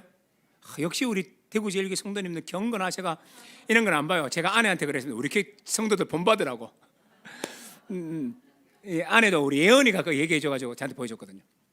그러니까 얼마나 그게 뭡니까? 그 애굽 사람들이 화장을 잘해요. 그러면 이제 그 보디발의 아내가 욥에게는 예뻤을까요? 아니요, 장군의 아내인데 더더구나 날마다 유혹했어요. 맞죠? 제가 뭐라 그랬나요? 욥이라 그랬나요? 욥 아닙니다. 유튜브 욥 아닙니다. 요셉입니다. 요셉. 예, 요셉입니다. 요셉. 자, 요셉 어땠다고요? 유혹을 안 당해요. 이유가 뭐죠? 다시 답을 맞춰주십시오. 욥, 또 욥이란다. 요셉이 유혹을 당하지 않았던 이유, 그렇죠? 하나님이 보시기 때문이에요. 코람데오라 그랬죠. 하나님이 보시기 때문에. 이 말은 뭐예요? 경외 사상에 있는 사람들은 뭡니까? 이 악에서 떠나요. 제가 지금 뭐라 그랬나요? 온전함, 정직함, 경외와 악을 떠났다는 말을 제가 문자적으로 설명해 드렸죠. 종합해야 되지 않습니까? 이 말을 아주 유명한 학자들은, 그중에 예를 들면 맥켄지라는 그런 사람은요 어떻게 말하느냐 하면, 여기서 묘사하고 있는 건 단순하게 단어의 열거가 아니라고 올곧게 해석을 해요. 올곧게 해석하는 게 뭐냐, 여기 나오는 것들은 단어의 열거가 아니라 이상적인 사람에 대한 묘사라는 거예요. 개인적인 차원, 사회적인 차원이라는 말은 뭐냐면 내 내면과 관계와 하늘을 향하여, 뭐죠? 온 우주에서, 말뜻이 아시겠죠? 여기에서 뭐예요? 이상적인 인물이라고 얘기합니다. 그래서 이 말은 다른 말로 바꾸면 우스 땅이라고 말했지만 고대 근동에서 마치 에덴 동산에 죄 짓지 않는 아담 같은 자가 누구냐? 욥이라고 설명할 정도입니다.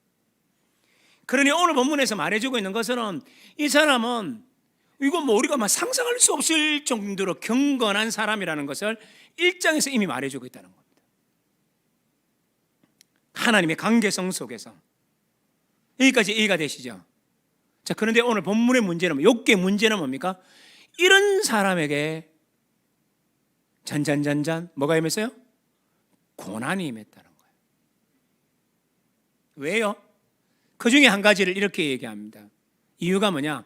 사단의 시험으로 말하지 않고 하나님과 사단의 씨름 속에, 하나님과 사단의 내기 속에 의로운 사람이 그 중간에 들어갔다는 걸 말해주고 있어요. 이 내용보다 나중에 더 깊어지는 내용이 뒤에 나오겠지만 오늘은 이 본문을 좀 다루고 있어요. 그래서 오늘 본문은 뭐라고 했냐면 욥에게 왜 이런 고통이 임했는가에 대한 표면적인 얘기를 우리들에게 지금 보여주고 있죠. 그건 뭡니까? 사단이 하나님과 내기를 했다라는 거예요. 즉 이 말은 뭐냐면 이 내기가 누구에게 달려있냐? 욥에게 달려있다는 말이에요. 그렇죠? 이것도 마지막에 또 설명하겠지만, 자, 이런 내용들을 조금만 더 살펴보고 더 중요한 내용으로 돌아와 보십시다. 자, 여기서 이제 사단이라고 얘기합니다. 자, 여러분 강의 안에 보면 어떤 말이 나오냐면 1장 9절을 보십시오. 사탄이 여호와께 대답하여 이르되, 사탄이라고 나왔죠. 여기 우리나라에는 그냥 사탄 이렇게 번역했는데 사실은 이 번역보다 더 좋은 번역이 사실은 있어요. 어떤 번역이냐면 그 사탄. 왜냐하면 이 사탄이라는 단어 앞에 정관사 하가 붙었어요. 하. 그래서 이제 이걸 음가로 어떻게 하면 하스탄, 하사탄 이렇게 발음해야 돼요. 하사탄. 하시성 아닙니다. 여러분 하시성 기분 나빠하시면 안 돼요. 그거 말고 정관사가 하예요. 하, 사탄 이런 말을 써요. 이런 말을 쓸 때는 이 말이 어떤 의미가 있느냐면 고유명사처럼 여기서는 사용되어지고 있는 게 아니라 일반론적으로 사용되어지고 있는 겁니다. 그럼 이 말은 뭐냐? 그가 하고 있는 일들에 대하여서 묘사하고 있는 것으로 신학자들은 해석을 해요. 저도 동의를 합니다. 그럼 이 말은 어떤 의미가 되느냐 하면 오늘 본문에서 사탄이 하고 있는 건 뭐냐? 하나님의 의인을 고소하고 참소하고 죄인이라고 시비 거는 일들을 하는 자가 누구냐? 사탄이라는 의미예요. 자, 이 얘기는 언제 얘기한다고요? 제가 오늘은 대생하지 않고 언제 하겠다고요? 수요 일부. 유튜브 하시는 분들은 이 사탄에 대한 얘기들을 더 우리 같이 공부할 건데요, 수요 일부에서 들으시면 돼요. 이번 주. 자, 그 정도만 하고 지나갈 거예요. 그럼 어쨌든 사단이 나타나서 시험을 하게 됩니다. 그리고 이제 참소하게 되죠. 누구를 참소했다고요? 욥을요. 그래서 이제 1장에 보면 1장에서는 사단이 어떻게 공격하고 있는지 강의에 나왔죠? 강의 안에 보면 자, 1장에서 사탄이 어떻게 공격하느냐 하면 9절, 10절, 11절 보십시오. 성경 먼저 읽고 설명할게요. 사단이 여호와께 대답하여 이르되 욥이 어찌 까닭 없이 하나님을 경외하리까? 주께서 그와 그의 집과 그의 모든 소유물을 울타리로 두르심 때문이 아니니까. 주께서 그의 손으로 하는 바를 복되게 하사 그의 소유물이 땅에 넘치게 하셨음이니이다. 이제 주의 손을 펴서 그의 모든 소유물을 치소서. 그리하시면 틀림없이 주를 향하여 욕하지 않겠나이까? 라고 얘기합니다. 제가 이거 밑줄도 좀 꺼야 되는데 그 성경에 인용했던 그 성경에 보면 조금 더 굵은 글씨가 좀 보이시나요? 다행이네요. 그러니까 보면 까닭 없이 하나님을 경외하리까? 하나님이 두르셨기 때문이 아닙니까? 소유물을 치소서. 그리하면 틀림없이 주를 향하여 욕하지 않겠나이까? 약간 굵은 글씨 오죠? 그러니까 이 말은 뭐냐? 사단이 한 말이에요. 그럼 사단의 논지가 명확하게 드러나요. 이 말은 뭐냐면 욥이 왜 하나님 섬기는 줄 아세요? 하나님도 모르시네요. 하나님이 욥을 자랑하고 있는데요, 제가 사실 얘기해 볼까요? 욥이 하나님을 겉으로 사랑하는 건 하나님을 섬겨서 콩고물이 많아서 그런 겁니다.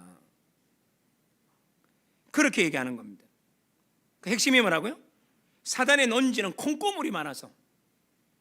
그래서 콩고물이 없으면 문제를 역으로 바꾸면 뭐예요? 욥도 콩고물이 없으면, 하나님이 주시는 복이 없으면 하나님을 섬기지 않는다. 이게 사단의 논지예요. 어떻게 생각하세요? 사단은 하는 말이 뭐냐면 하나님이 복 주셔서 숨기는 거지, 복 하나도 안 줘봐요. 사람들이 주님을 숨기는 거. 이 말이요, 우리는 반박할 수는 있는데 어떤 사람들에게서는, 많은 사람들에게서 이게 굉장히 찜찜하게 들려지는 소리예요. 예수 믿으면 복 받는다는 얘기들이 우리에게 굉장히 친근하기 때문이에요. 주 예수를 믿어라. 그리하면 너와 네 가정이 복을 받으리니. 우리 가정이 복 받기 위해서 난 예수 믿어야 돼요. 내가 영생을 얻기 위해서 예수 믿어야 돼요. 얻기 위해서 뭔가를 믿어야 돼요. 이렇게 생각하면 사단의 논지가 꼭 맞는 것 같아요. 좀 이따 설명하고요. 그런데 이런 얘기를 하는 이 사단의 논지 속에 전제된 게 하나 있죠. 그게 뭡니까? 사단도 욥의 거룩성은 흠집내지 못했어요. 인정했어요. 내 욥을 종이 위에서 보았느냐? 그죠? 그는 어떤 사람이었다고요? 온전하고 정직하고 경외하며 악에서 떠났다. 이 말하니까 이 말은 부정을 못해요. 누가요? 사탄이. 그러니까 여기서 우리는 사단의 논지를 알기 전에 한 가지를 우리는 깨닫는 게 필요하겠죠. 그게 뭘까요? 정말 우리는 욥의 신앙 본받아야 되겠다, 그런 생각 안 드세요? 하나님이 자랑하는 사람이 내가 막 되고 싶지 않으세요?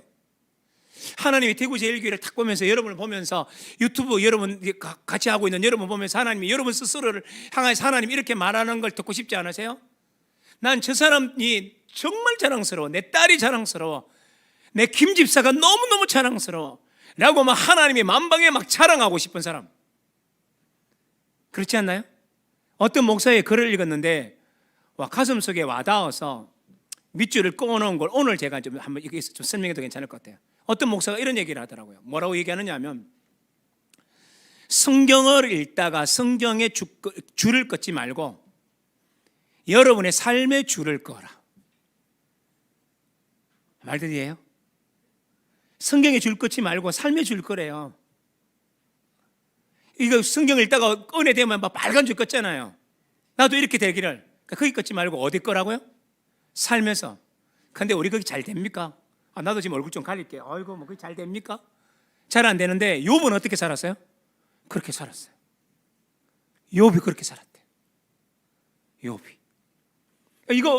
이 정도 하나는 우리가 적용하고 지나가야 되지 않을까요?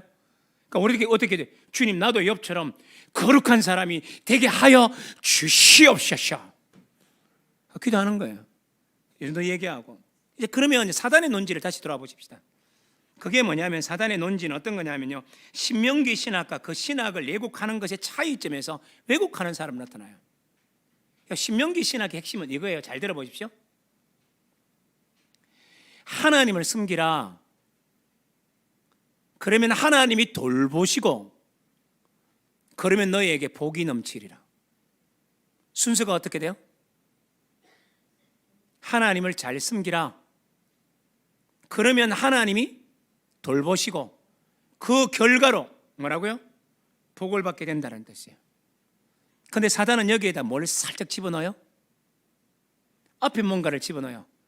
복 받기 위하여 하나님을 섬기고, 그러면 하나님은 그 사람에게 깜빡 속아서 돌보시고 복 주신다. 뭔가 조금 같은 말이 좀 다르지 않나요? 그러니까 이 논지를 우리가 잘 이해하려면 너무 쉽게 이해하시면 돼요. 사단의 논지에 빠지지 않기 위해서는 우리가 해야 될 게 있어요. 여러분, 우리 집에는 애가 둘이 있는데요, 누구라고 말하지 않게 둘 중에 한 명은 그러니까 조금 머리가 조금 더 빠르고요, 둘 중에 하나는 조금 느려요. 느린 건 날 닮았어요. 빠른 건 누구 닮았다고 말하진 않을 거예요. 근데 이 빠른 애는요, 어떻게 하느냐 하면 엄마 아빠가 좋아하는 것들을요 잘 맞춰요. 용돈을 줬는데 그 용돈을요 가지고 있다가 자기가 이 용돈보다 더 큰 거를 얻고 싶지 않아요? 그럼 어떻게 하는 줄 아세요? 그 용돈에서 굉장히 많은 돈을 뚝 잘라가 우리한테 선물합니다. 그러니까 묻죠. 네 용돈은? 그러면 괜찮대요. 그리고 한 1, 2주, 3, 4주 지나고 난 다음에 실은 이거 사야 되는데 하고 말만 흘려놔요. 근데 이거 자기가 용돈을 많이 썼는데 우리가 사줄까요? 안 사줄까요? 어떨 때는 안 사주지만 대개의 경우는 걔가 얻어요. 현명하지 않나요? 그 녀석이 엄마 아빠에게 선물을 준 것은 아빠에게 뭔가를 얻어내고자 하는 의도가 어느 정도 있죠. 그러나 오해하시면 안 돼요. 그러면 그 얘기가 그 녀석이 우리들에게 효도하는 모든 것들이, 잘하는 모든 것들이 얻어내기 위함인가요? 아니죠. 그럼 왜 효도하죠? 아버지 엄마니까요. 이게 굉장히 중요한 거예요. 즉 이 말은 뭐냐면 신명기 신학의 핵심이 하나 있어요. 그 핵심이 뭔지 아십니까? 너희가 하나님을 섬기면 내가 너희를 돌보고 너에게 복 준다잖아요. 근데 이 신명기 신학은 여기에서 끝나는 게, 이건 좀 며칠 후에 조금 더 제가 또 강조할 거예요. 좀 이따가 혹시 강조 안 하면 질문 저한테 던지셔야 됩니다. 제 아내 되시는 분이 요 얘기를 좀 적어놨다가 오늘 밤에 저한테 얘기해 주시면 제가 강연에 다시 집어넣을 거예요. 그게 무슨 얘기냐 하면, 제가 무슨 얘기하려고 그랬죠 금방? 그렇죠. 신명기 신학을 우리가 잘못 이해하면요 안 돼요. 섬기라, 돌보신다, 복 받는다, 이게 마치 뭔가 전제가 있고 그 결과로서 복이라는 개념으로 자꾸 읽혀질 가능성이 있죠. 그런데 이건요 신명기를 이렇게 해석하시면 안 돼요. 신명기를 해석하기 전에 정말 중요한 전제가 전제 썼기 때문에 기초가 있어요. 그게 뭔지 아십니까? 하나님이 우리를 애굽 땅 이집트에서 뭐 하셨다? 구원하셨다. 다른 말로 하면 살리셨다. 다른 말로 하면 생명 주셨다. 여기까지 이해가 되죠? 그렇다면 이 말은 뭐냐면 생명 주셨다라는 말은 뭐냐면 우리는 벌써 이미 그 은혜 속에 들어와 있다라는 걸 말해요. 자, 이 개념을 다른 말로 바꿀까요? 이 개념은 뭐냐? 하나님과 이스라엘 사이에 언약 관계가 있어요. 언약 관계예요. 이 언약 관계는 뭘 말해주느냐 하면 하나님은 우리 아버지, 우리는 그분의 자녀라는 이 관계가 있기 때문에 뭐 한다고요? 숨기는 거예요. 복을 받아먹기 위해서가 아니라 이미 우리는 그분 안에서 뭘 누렸어요? 은혜 속에 들어가 있고, 우리는 그분 안에서 생명을 얻고 살게 되었고, 어디서 건집을 받았고, 이집트 땅에서 구원받았고 라는 뭐가 있나요? 전제가 있어요. 그래서 이 신명기 신학의 섬기라, 돌보고, 복준다라는 말은 율법적 관계를 훨씬 뛰어넘는 뭐가 있다고요? 언약이 있다는 것을 우리는 기억하셔야 돼요. 이걸 알면 우리는 마귀의 논지에 속지 않아요. 너 하나님을 섬기고, 너 오늘 예배드리고, 너 오늘 기도하는 건 얻어먹기 위해서지 라고 말하면요, 우리는 얘기해야 돼요. 아니, 우리는 이미 하나님의 은혜 속에 들어가 있는 사람이고 하나님의 자녀고 하나님의 딸이야. 그래서 우리는 하나님께 필요한 것도, 하나님께 영광 돌리는 모든 것도, 하나님께 드리는 것도, 하나님께 받는 모든 것도 하나님이시기 때문에 섬기는 거야 라는 게 뭐죠? 언약의 관계예요. 그런데 이런 언약의 관계들을 마귀는 어떻게 한다고요? 자, 이 칠판 보세요. 마귀는 어떻게 말한다고요? 이걸 치우는 거죠. 이걸 없는 겁니다. 이걸 다 지워놓고 뭐부터 시작합니까? 여기다가 언약을 말하는 게 아니라 여기다가 이걸 집어넣는 거죠. 은혜를 이미 받은 우리에게 그걸 설명하는 게 아니고 여기다 툭 집어넣는 겁니다. 뭘 집어넣기 하죠? 복 받으려고 이렇게. 이게 사단의 논지예요.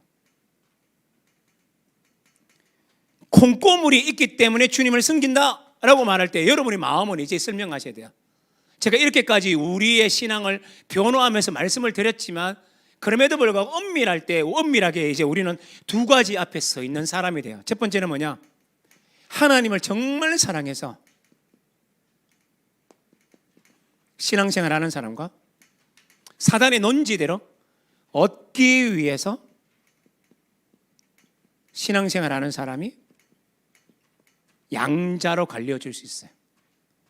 나는 어떤 신앙인지는 점검하셔야 되죠. 정말 뭔가를 얻어내기 위해서 만난 교회 다닐까? 그러니까 예를 들면 어떤 경우일까요? 필요할 때만 주여 주여고 평소에는 아예 주님이 없는 사람이면 2번에 속할 가능성이 농후할 수 있지 않을까요? 그럼 어떻게 살아야 돼요? 주님을 위하여. 주님이 좋으신 거예요. 구원하신 주님이 좋으신 거예요.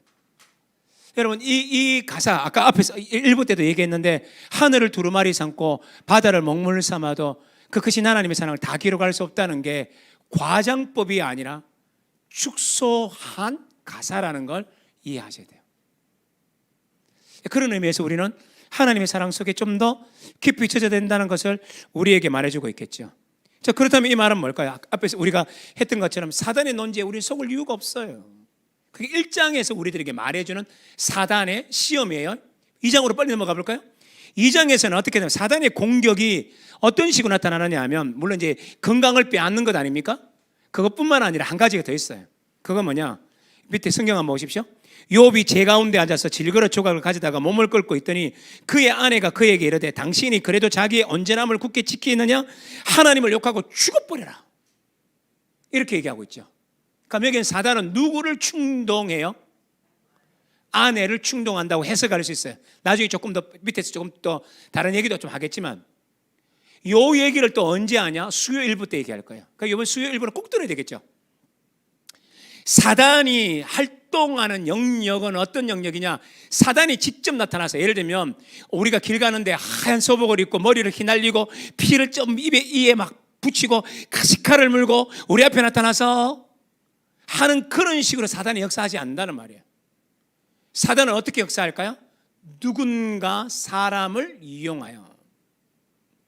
그런 관점에서 이 본문을 또 읽을 수도 있죠. 그래서 먼저 강의 안에 보면 70인역을 참조해서라고 했죠. 그거 말고 B로 먼저 내려오겠습니다. B로 내려오면 어떻게 되어 있느냐 하면 이렇게 말하고 있죠. 배신의 모티프라고 얘기했죠. 그럼 이 본문 9절을 어떻게 해석할 수 있느냐 하면 말씀 그대로 읽으면 돼요. 2장 9절에서 뭐라 그러냐면 당신 그래도 당신의 믿음을 지킬 거냐? 아니다. 도리어 하나님을 욕하고 죽어버리라. 이 말은 뭐냐면 당신을 이렇게 만든 하나님을 저주에 뿌리고 죽어버려라. 이런 얘기예요. 이 말은 뭡니까? 욥이 간직하고 있던 믿음을 산산조각 내는 말로 들리죠. 말뜻이 않아요? 그러니까 아내마저 하나님을 배반하라는 모티프로 나타나고 이 아내는 어떤 의미에서는 가장 악한 아내로 드러나고 있는 본문이에요.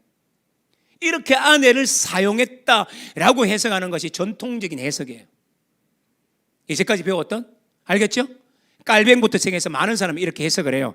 자, 그런데 이 본문에서 다르게 해석이 가능해요. A로 올라갑니다. 어떻게 올라가느냐 하면 70인역을 좀 참수하면 저는 헬라어를 한다 그랬잖아요. 히브리어보다는. 그러니까 헬라어를 가지고 구약을 헬라어로 번역한 게 70인역이에요. 제가 이걸 이제 제가 사역을 해왔어요. 제가 사역을 했습니다.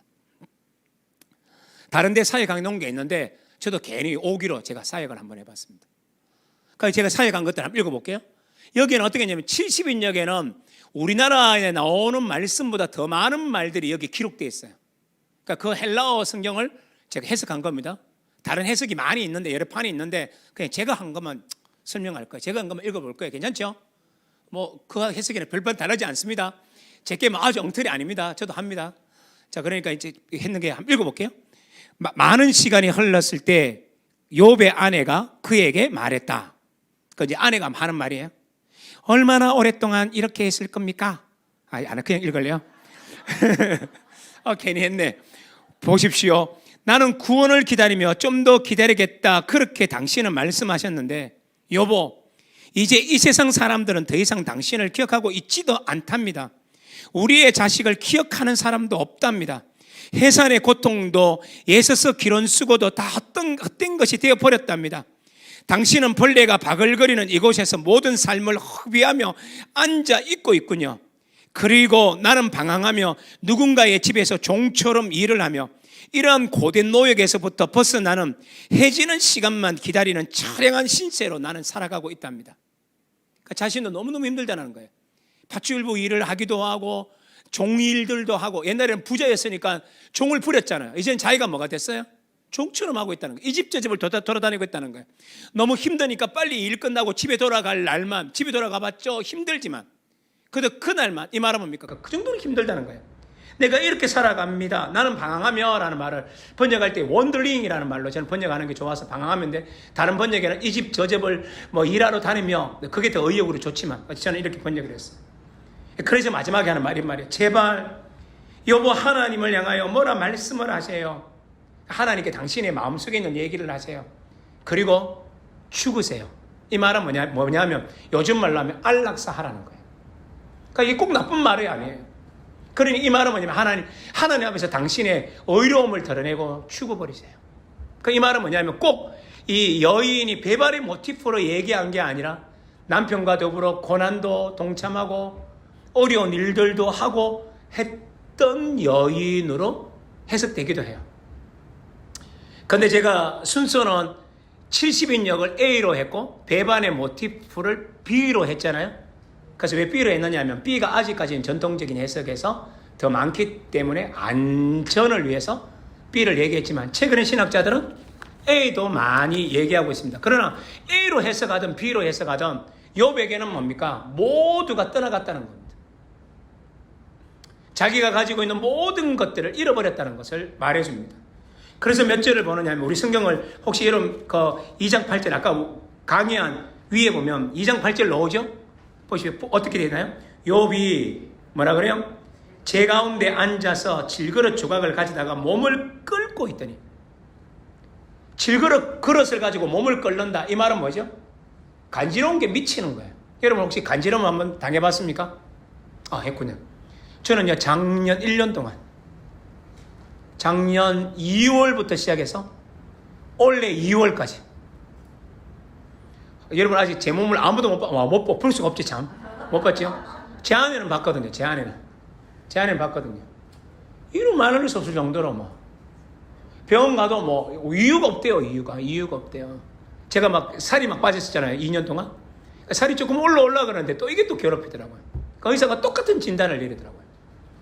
그래서 이제 이것 때문에 어떻게 제가 간지러우면 어때요? 밤에 이렇게 이제 밤은 자는 거 맞죠? 그 밤에 자다 보면 나도 모르게 막 끓고 있는 거예요. 가면 이게 막 피가 몽돌고 막 이게 그렇게 돼요. 가면 이때 그때 의사가 뭐라 그러냐면 계속 끓고 있지 말고 일어나가지고 찬물로 샤워하래요. 약 먹어도 안 되고 연고 발라도 안 됐으니까. 가면 가가지고 찬물로 막 이렇게 하면 잠이 깰까요? 안 깰까요? 새벽 1시, 2시에 깨쁘잖아요. 멍하게 있다가 또 조금 끌다가 그러다가 또 어쨌든 이렇게 하다 보면 또 한 3시쯤에 또 일어나요. 막 끓고. 그게 1년 동안. 이게 제 얘기를 왜 했느냐면 지금은 어떨까요? 나았어요. 왜 나은 줄 아세요? 여러분들이 많이 기도해 주셨죠? 여러분이 기도해 줬을 뿐만 아니라 한 사람이 더 기도해 줬어요. 누군지 아세요? 내가 얘기했던 코로나를 이기게 했던 그 꼬마 아이 연우가요, 코로나 걸리지 않도록 하는 기도뿐만 아니라 1년 동안 그 아이가 뭘 위해서 기도했느냐 하면 우리 목자님 간지러운데 간지럽지 않게 해주대요 하고 기도했대요. 그 제가 요즘 만나가지고 그한테 뭐라고 해요? 연우야, 이제 간지러운 건 다 나았다. 그러니까 그 다음에 이제 그걸 제가 얘기한 거 사모님 그 아내가 얘기하니까 엄마가 얘기하니까 이제 연우가 기도하다가 하나님 이제는 이 기도는 제가 안 할게요. 했던 거 그거 없던 걸 해도 돼요 하고 계속 기도했대요. 제가 얘기 왜 했죠? 사람 미쳐요. 근데 나는 그 정도인데요. 여보는 어땠다고요? 팍 긁었어요. 그 다음에 제 가운데 앉았단 말이 뭔지 아세요? 우리나라 번역은 이렇게 있는데 제가 아까 헬라어로 되는 70인 읽는다 그랬잖아요. 70인 읽으면 어떻게 노는 줄 아십니까? 배설물 위에 앉아. 배설물이 뭐죠? 제가 이걸 정확하게 번역하면 되게 똥 위에 앉아 있다세요. 우리나라는 번역할 때 제로 돼 있는데 헬라어로 읽으면 똥 위에 앉아 이렇게 번역할 수 있어요. 그러니 이 말은 뭐냐면 그의 인생이요 모든 게 끝났어요. 재산, 자녀, 모든 건요. 우리 전통적인 해석에 의하면 아내마저 떠났어요. 여러분 이 사람처럼 불행한 사람이 어디 있습니까? 그래요 안 그래요? 자, 그래서 3장부터 31장까지를 이해할 수 있는 본문의 근거가 이제 나타나요. 이런데도 불구하고 누가 나타나냐? 욥의 반응을 통해서 우리가 알게 돼요. 1장에 보면 여러 가지 고난을 통해서 모든 재산을 잃죠. 자녀를 잃었죠. 그때 하는 반응을 보십시오. 1장 21절에 나옵니다. 21절에 보면 여러분 그게 강해안에 보면 이렇게 되어 있죠. 이것도 굵은 것이 또 안 보이지만 AB라고 되어 있네. 21절 보십시오. 내가 모태에서 적신이 나와 싸운 적 또한 적신이 그리로 돌아가올지라. 주신 자도 여호와시여 취하신 자도 여호와시니. 세 번째, 여호와의 이름이 찬송을 받을지이나 하고. 위에는 20절에서 경배하며 이런 말이 나오죠. 또 20절 욥이 일어나 겉옷을 찢고 머리털을 밀고 땅에 엎드려 예배하여. 21절 똑같은 말이죠. 이게 이제 번역이 다른 거고 이렇게 나와 있어요. 그죠? 자, 이렇게 구절이 나왔는데 여기서 말하는 것들 ABC만 빨리 한번 보십시다. 이때 그가 어떻게 행동했죠? 20절 먼저 보세요. 욥이 일어나 겉옷을 찢고 라는 말은 마음이 찢어졌다는 것이에요. 이런 구약의 용례에서 마음을 찢다, 옷을 찢다라는 말을 할 때 그 예언서에서는 뭐라 그러냐면 너희의 옷을 찢지 말고 마음을 찢어라 이렇게 되어 있거든요. 즉 이 말은 뭐냐면 그래서 욥이 지금 옷을 찢었다라는 말은 내 마음을 찢었다. 다른 말로 말하면 내 마음이 찢어졌다. 마음이 갈기갈기 찢어진 삶을 드러내는 증거예요. 두 번째, 머리털을 밀었다라는 말은 뭘까요? 이제 모든 사회생활이 단절됐다는 걸 말해요. 내 주위에는 아무도 없다는 걸 말해주는 그 구절이에요. 이런 상황에서 그가 뭐라고 얘기했는가? 첫 번째 뭐라 그래요? 적신이 나와 싸운 적 또한 적신이 그리로 돌아갈지어다. 이 말을 히브리 단어로 적어놨죠. 같이 읽어요. 이거는 시작. 아룸 아슈브 삼마. 아룸이라는 단어 말은 되게 쉬워요. 벗은 몸, 알몸. 슈브는 알죠. 슈브가 뭐예요? 우리 회개, 회심, 돌이킴 이런 뜻 아닙니까? 그러니까 돌아가다. 알몸, 돌아가다. 삼마는 내가 많이 설명했죠. 여호와 삼마. 여호와가 바로 거기 계시다니까. 거기로. 알몸, 돌아가다. 거기로. 해석이 너무 쉽죠? 알몸으로 왔사온 적, 알몸으로 돌아간다는 것을 이렇게 표현하고 있어요. 두 번째는 그렇게 자신은 어떤 사람이에요? 나는 알몸으로 가서 알몸으로 갑니다. 옛날에 우리나라에 유행가 가수 중에 이런 게 있잖아요. 예, 그 노래 타타타 그 노래 그죠? 뭐 알몸으로 태어나서 옷 한 벌은 건졌잖소 하면서 어허 이런 거 있지 않습니까? 그 말이 우리나라의 다른 사상을 얘기하긴 하지만 그 문구는 이 욕기와 굉장히 유사해요. 주님, 나는 알몸으로 왔는데요. 지금 알몸이 되어도 난 괜찮아요. 그렇게 얘기하는 겁니다. 그 말은 원망하지 않는다는 말 뜻이죠. 두 번째, 주신 자도 취하신 자요. 주신 자도 취하신 자도 여호와라는 말의 의미는 뭡니까? 재해, 고난을 탓하지 않고 궁극적인 모든 재난 역시 야훼의 손안에 있다는 것을 고백하는 신앙이에요. 하나님, 나의 인생은 내가 결정내는 거 아닙니다. 고난도 어려움도 하나님 손에 있습니다라는 신앙 고백이 여기 있다는 말이에요. 더 빨리 넘어가요. 그리고 나서 뭐랍니까? 경배와 찬양을 하죠. 여기서 굉장히 중요한 단어 빠르게 설명합니다. 고난의 까닭은 알지 못하고 있는데도 불구하고 맞죠? 하나님이 나의 주권자임에 대한 신앙이 있어 경배와 찬양을 하는 거예요. 즉 이 말은 뭡니까? 고난에 대한 까닭은 알 수 없지만 하나님 존재는 알고 있어서 찬양할 수 있는 이유가 있다는 말이에요. 근데 그 하나님은 어떤 분이세요? 다시 봐요. 자, 하나님은 어떤 분이세요? 아까 1부 시간 했던 말, 그래서 아까 굉장히 오랫동안 설명했는데요. 1장에 했던 말 다시 떠올리면 돼요. 우리 1부 때 했던 얘기. 어떤 하나님의 존재 하면 아까 떠오르는 게 뭐죠? 오늘 얘기하면서 제가 뭐라 그랬나요? 경외. 하나님의 존재를 알고 있어요. 놀라우신 분에 대한 존재를 알고 있어요. 이제 이게 물론 이제 처음 되어지고 복에 대한 신앙으로 나중에 바뀌긴 하지만 어쨌든 이런 얘기가 있죠. 그래서 그는 뭐냐면 하나님의 존재 때문에 찬양해요. 그 하나님에 대한 인식이라는 거죠. 그 정도 얘기하고 2장으로 건너가면 자, 2장으로 건너가면 2장에서도 그의 신앙을 또 보여주고 있어요. 10절 보십시오. 여기도 이제 굉장히 중요한 말이 나요. 그가 이르되 그대의 말이 아까 아내가 했던 말을 대해서 어떻게 말하냐면 그가 이르되 그대의 말이 한 어리석은 여자의 말 같도다. 우리가 하나님께 복을 받았은정 재앙도 같이 받지 않겠느냐 하고 이 모든 일에 욥이 입술로 범죄하지 아니하니라 라고 얘기를 합니다. 자, 그런데 그 제가 복이라는 말과 재앙이라는 말들 속에 갈로 치고 단어를 적어놨죠. 아까 제가 사탄 앞에 정관사가 있는데 정관사 무슨 단어가 붙었다 그랬죠? 하. 그리고 여기도 이제 하라는 말이 뭘까요? 정관사겠죠. 그러니까 정관사 빼고 읽으면 뭐예요? 복이라는 말은 뭐죠? 토브. 그 다음에 재앙이라는 말은 뭐죠? 라라는 말은 악하다, 악이라는 뜻이에요. 악. 이 악이라는 말을 가장 잘 설명하고 있는 성경 중에 하나가 여러 군데 많지만 요나서 1장을 딱 펼치면 이게 강조되어 나타나요. 니느웨의 죄와 요나의 불순종을 똑같은 악으로 묘사해요. 그 요나서를 읽으면 큰 죄 작은 죄가 없어요. 그걸 얘기하는 게 요나서에서 굉장히 중요한 관점이듯이 어쨌든 오늘 본문에도 이 라라는 말을 사용해서 이렇게 설명을 하고 있습니다. 그렇다면 이 말은 뭘까요? 복도, 화도, 이 말은 뭡니까? 내 속에 일어나는 선한 일도 내 속에 일어나는 고되고 고난의 일과 악이 충동해서 일어난 것만 같은 이 어려운 일도 이 말은 뭡니까? 누구에게 있다는 말이야? 하나님 손에 있다라는 즉 이 말은 뭐야? 하나님의 주관하신다는 주권을 맡기는 신앙으로 욥은 지금 고백하고 있다는 거예요. 목사님, 오늘 이 두 번째 시간에서 하는 이런 설명의 의도가 뭔데요? 제가 오늘 이렇게까지 설명하는 의도가 뭐죠? 3장부터 31장에 나오는 치열한 얘기를 이해하는 전제 조건으로 오늘 본문을 그래도 봐놔야만 3장에서 31장을 엉터리로 해석하지 않는다라는데 의미가 있는 거예요. 아시겠죠? 자, 그래서 이제 계속 보는 거예요. 두 번째 또 뭐라 그럽니까?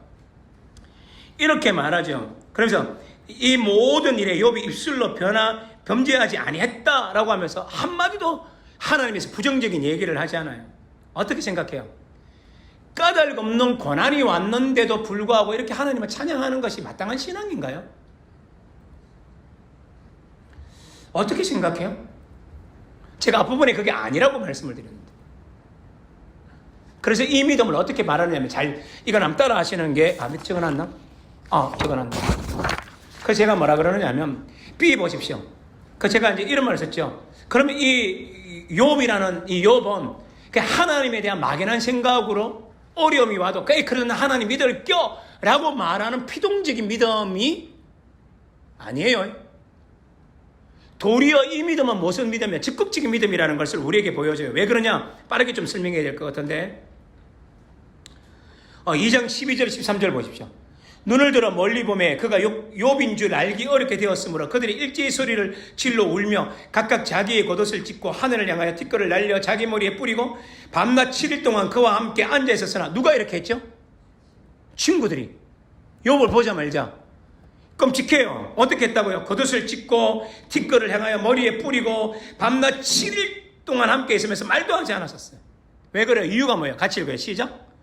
욥의 고통이 심함을 보므로 그에게 한마디도 말하는 자가 없었더라. 이 말은 뭐예요? 욥의 고난이 어렵다는 말이에요?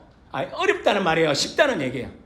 어렵다는 말이죠. 근데 제가 말장난 좀 해볼까요? 어려운 게 아니라 너무너무 많이 어려운 거예요.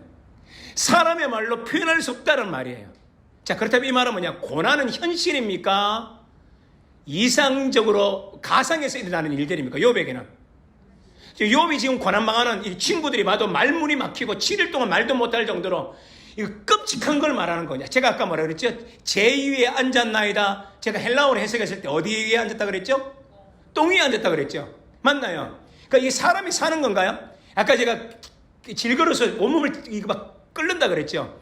이게 자기가 사는 삶일까요? 사람의 삶인가요? 아니죠. 더 설명하지 않아도 되죠. 자녀를 잃어버린 슬픔, 재산을 잃어버린 슬픔, 또 아내가 떠나간 슬픔, 이런 모든 것들을 고민했을 때 이건 사람의 삶이 아니에요. 그런데 어떻게 경배와 찬양이 가능한가라고 말하는 건요, 무작정적인 믿음이 아니라는 거예요. 그러면 이 믿음은 무슨 믿음이에요? 앞에 했던 걸 다시 넘어가야 돼요. 온전하고 정직하고 경외하는 믿음. 말뜻이 했나요? 이 말은 뭐냐? 하나님과의 관계성 속에서 나온다는 거예요. 뜻없는 믿음이 아니에요. 무작정 외치는 게 아니에요. 그러니까 욥은 어떤 존재라는 말이에요?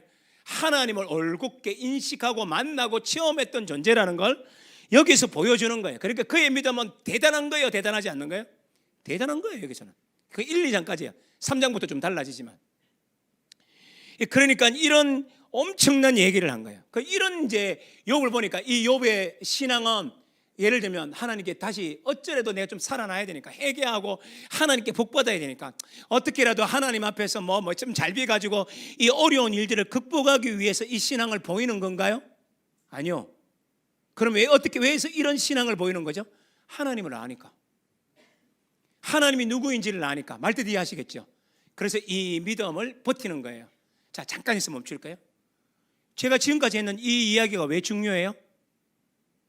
3장부터 31장에 나오는 욥의 얘기가 너무 이상한 얘기가 많이 나오니까, 주님을 원망하고 주님을 아주 심각하게 몰아붙이는 얘기를 하니까, 그러면 이 말을 그냥 뚝 떼가서 해석하면 욥은 신앙도 없고 뭡니까? 아주 표독한 사람으로 변했다라고 우리가 해석하기 쉬우니까 그렇게 해석하지 않도록 잡아주는 게 뭐예요? 오늘 본문이에요. 그러니까 욥은 만만한 사람이 아니다라는 것 우리가 이해해야 돼요. 그러면 가면 갈수록 욥이 더 잘 이해가 되는 거죠. 그래서 이런 욥을 향해서 하나님께서 어떻게 인정하시나요? 우리 지금 33분이죠. 원래 주부에는 몇 분까지 한다 그랬죠? 9시 반까지. 우리 유튜브 하시는 분들 지금 너무 힘든가요? 아니죠. 이제 2부 시작한 지 48분밖에 안 지났는데 제가 한 10분만 더 할게요. 안 되는구나. 괜찮아요? 10분만 더 합시다. 우리 10분만. 자, 10분만 더 하면, 그러니까 이런 욥의 그 긍정적인 믿음에 대해서 어떻게 말하는지 빨리 3절 보시죠. 여호와께서 사단에게 이르시되 네가 내 종 욥을 유의해서 주의해서 보았느냐, 이 말을 통해서 우리 빠르게 좀 설명하고 그냥 지나갈게요. 이 말의 의미가 뭐죠? 내종이라는 말이 뭘까요? 내종. 내종이 내 종이지 뭐. 그러니까 이렇게 해석하면 안 돼요. 욥의 배경이 언제냐? 족장 시대예요. 성경에 나타나는 족장하면 유명한 세 사람. 시작. 아브라함, 이삭, 야곱. 제가 무식해서 어떻게 할 뻔했는지 아세요? 아브라함, 야곱, 이삭 할 뻔했어요. 제가 안 틀려서 다행입니다. 아브라함, 이삭, 야곱을 뭐라 그래요? 족장이라 그래요. 그래서 구약학자들은 욥의 시대적 배경을 어디로 삼냐? 아브라함의 시대로 삼아요. 그러면 뭐 느껴지는 게 뭡니까? 아브라함 누구죠? 내 친구 아브라함. 누구에게요? 하나님에게. 아브라함이 누구예요? 내 종 아브라함. 그러니까 여기서 말하는 것은 내 종이라는 단순한 말이 아니에요. 그러니까 다시 말하면 이스라엘을 대표하는 믿음의 주자 누구? 아브라함. 우스 땅이라는 이방 땅을 말해요. 이방 땅에 있는 하나님의 마음에 드는 자 대표자 누구? 우와. 그럼 이 말은 뭡니까? 유대인과 이방인을 대표하는 쌍벽이 쌍벽. 그게 누굽니까? 믿음의 조상 아브라함. 또 하나는 믿음의 조상 욥이에요. 어떤 의미에서는 우리가 이방인이라고 신다면 어쩌면 우리는 욥의 신앙을 좀 더 많이 본받아야 되는 것 아닌가요? 거기 끄떡거리면 안 돼요. 성경의 논지는 하나님의 구속사의 언약 속에 예수의 피로 말미암아 우리는 아브라함과 연결시켜 놓았기 때문에 우리는 아브라함의 후손이지만 민족의 혈통을 생각했을 때는 어떤 의미입니까? 우리는 욥에 가까워요. 해석 오해하시면 안 되고요. 자, 그런 관점이 여기 내포되어 있죠. 그게 대종이라는 말이에요. 두 번째는 주의해서 보았느냐. 이건 너무 쉬워요. 하나님의 자랑, 하나님의 기쁨. 말뜻 이해하시죠? 와, 이걸 이해하시면 돼요. 그러니까 이런 관점으로 우리가 볼 거예요. 자, 이제 다 왔죠. 5번 하나님의 실험, 닫힌 문, 열린 문은 시간이 없어서 화요일, 수요일, 목요일, 금요일 날 흩어서 설명을 해도 나중에 이 내용을 봐도 알 수 있으니까 그때 흩어서 설명하기로 하고 시간이 없어서 마지막 이제 맺으며 같이 읽어요. 시작. 욥의 삶이 하나님의 실험을 뭐 한다고요? 좌우해요. 왜 실험이라 그랬냐면 앞에 있는 5번에 하나님의 실험이라는 단어를 썼기 때문에 제가 이 말을 달았어요. 이 말의 얘기가 뭘까요? 이런 얘기입니다. 하나님과 사단이 1장에서 2장에서 서로 만나서 대화를 나누고 하나님과 사단이 내기를 하죠. 무슨 내기를 하나요? 하나님께 콩구머리 없어도 나를 섬기는 사람이 있다. 이게 참된 신앙이다. 이게 하나님의 내기에서 하나님의 주장입니다. 그 대표적인 인물을 욥이라고 얘기했어요. 사단의 논지는 달랐습니다. 하나님도 어리석구려. 하나님도 모르시는구려. 하나님 제발 입을 닫으시오. 제가 솔직히 얘기해 볼까요? 인간이란 것들은 자기에게 콩고물이 떨어지지 않는 이상은 절대로 사랑하는 법이 없다오. 이게 맞는 말이라고. 하나님도 나한테 배워야겠어 라고 주장했던 게 누구의 논지? 사단의 논지예요. 그러니 1장과 2장은 누구와 누구의 전쟁이에요? 사단과 하나님과의 전쟁이에요. 그런데 이 전쟁의 승패는 누구에게 달려있나요? 욥에게 달려있어요. 욥이 어떻게 사는가에 따라서 사단이 승리하냐? 하나님이 승리하냐? 다른 말로 하면 하나님의 말이 입증되냐? 사단의 말이 입증되냐는 누구를 통해서 드러난다고요? 욥이에요. 그래서 우리는 욥기를 지금 보는 거예요. 내일부터 또 볼 거예요. 더 이제 깊이 들어가요. 오늘은 서론이니까 더 깊이 들어갈 거예요. 누가 과연 하나님을 승리자로 만들 수 있을까? 그다음에 이걸 오늘 마지막으로 적용 한번 해보십시다. 적용하면 우리도 마찬가지예요. 까닭 없는 고난이 몰려와서 욥은요 마지막까지 가더라도 고난의 까닭을 알아요? 몰라요? 몰라요. 욥은 끝까지 가도 왜 이 고난이 일어났는지를 몰라요. 아는 건 누구예요? 우리예요. 우리는 1장과 2장을 읽고 내용을 아니까 우리는 알지만 욥은요 몰라요. 그러니까 욥기의 핵심에서 욥은 어떤 존재냐? 까닭 없는 고난만 당하고 있는 존재예요. 이유가 없어요. 그렇게 좋으신 하나님이 어느 날 갑자기 얼굴을 감추시고 그 하나님이 자신에게 너무 끔찍한 고난을 다 주신 거예요.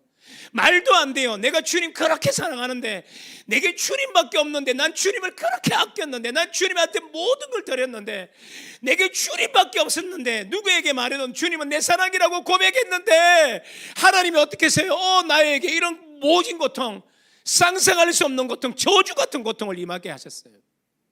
까닭 없는 고통이 있었어요. 그런데 욥은요, 바로 이 순간에 이 내기를 알지 못함에도 불구하고 하나님과 관계성 속에서 어떻게 사냐? 하나님의 백성으로 살아요. 하나님은 그걸 알고 있었어요. 욥이 그렇게 살 거라고 그걸 기대하고 계셨어요.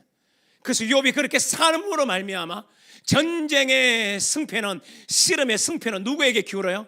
하나님이 옳다라고 된 거예요. 이 말의 의미는 우리들에게 굉장히 큰 교훈이 돼요. 오늘 이 세상을 살아가는 우리들에게 있어서 세상은 말을 합니다. 그리스도다운 사람이 없다고. 왜 그럴까요? 어쩌면 하늘에서도 이렇게 말할 겁니다. 하나님은 우리에게 하나님이 이렇게 사단에게 말할 겁니다. 이 세상을 보렴, 여기에는 그럼에도 불구하고 하나님을 기쁘시게 하는 자가 있나니 라고 말하는데, 사단은 또 이렇게 말할 겁니다. 한국교회는 그런 사람 없어.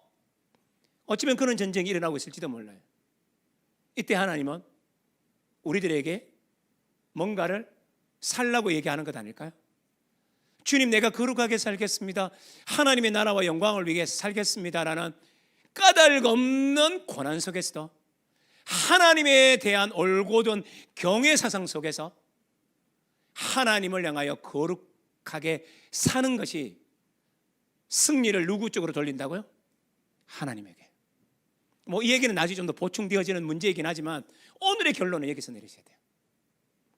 그래서 우리가 어떻게 살아야 할 건지, 주님을 위해서 어떻게 살아갈 건지 우리는 살펴봐야 돼요. 그래서 내일부터 살펴봐야 될 것은 욥의 삶의 싸움은 지루해요. 그럼에도 불구하고 까닭 없는 고난은 지루하지만 1장 2장에서 전제되고 있는 이 믿음 속에서 그는 말하고, 때로는 한탄하고, 때로는 울고, 때로는 괴로워해도 이 믿음의 근저 아래에서 살아갔기에 승리가 주어진다는 거예요. 원망이 없다는 말이 아니에요. 눈물이 없다는 말이 아니에요. 한숨이 없다는 게 말이 아니에요. 잠 못 드는 날이 없다는 말이 아니에요. 그 모든 것을 포함해도 하나님에 대한 올곧은 믿음은 포기하지 않았던 그 마음의 신비가 하나님으로 하여금 묻게 만든다는 것을 우리는 기억하셔야 돼요. 우리의 삶이 하나님의 승부를 결정짓는 이 중요한 그 핵심적인 것들을 우리에게 주셨기에 우리는 그걸 지면서 달려가셔야 돼요. 오늘 욥기 첫 번째 강의는 여기서 끝. 기도를 짧게 한번 할까요? 기도할게요. 하나님 아버지, 욥이 어떻게 살아가는가에 따라 사단의 하나님과의 내기 속에 누구의 말이 옳았는지, 누구의 말이 땅에 떨어지지 않았는지가 결정나는 것을 우리가 보게 됩니다. 욥은 그랬습니다. 하나님을 원망하지 않았습니다. 하나님을 신뢰했습니다. 하나님의 경외사상 속에 하나님을 붙들었습니다. 이 모습을 보면서 우리도 그렇게 살 수 있을까? 우리도 그렇게 살았으면 좋겠다. 무엇보다 하나님에 대한 인식이 깊었으면 좋겠다. 마음속에 간직하오니 우리가 그러한 삶을 살아가는 우리들이 되게 역사하여 주옵소서. 오늘 첫째 날에 강의를 함께 우리가 달려왔는데 유튜브를 통해서 현장에서 함께 들었던 모든 분들에게 하나님 은혜를 베푸시고 건강함을 허락하시고 내일에 또한 시간의 여유를 갖게 하여 주셔서 함께 이 말씀을 더 깊이 숙고할 수 있도록 은혜를 베풀어 주시옵소서. 감사하옵고 예수님 이름으로 기도하옵나이다. 아멘. 여러분 수고하셨습니다. 내일 뵙겠습니다.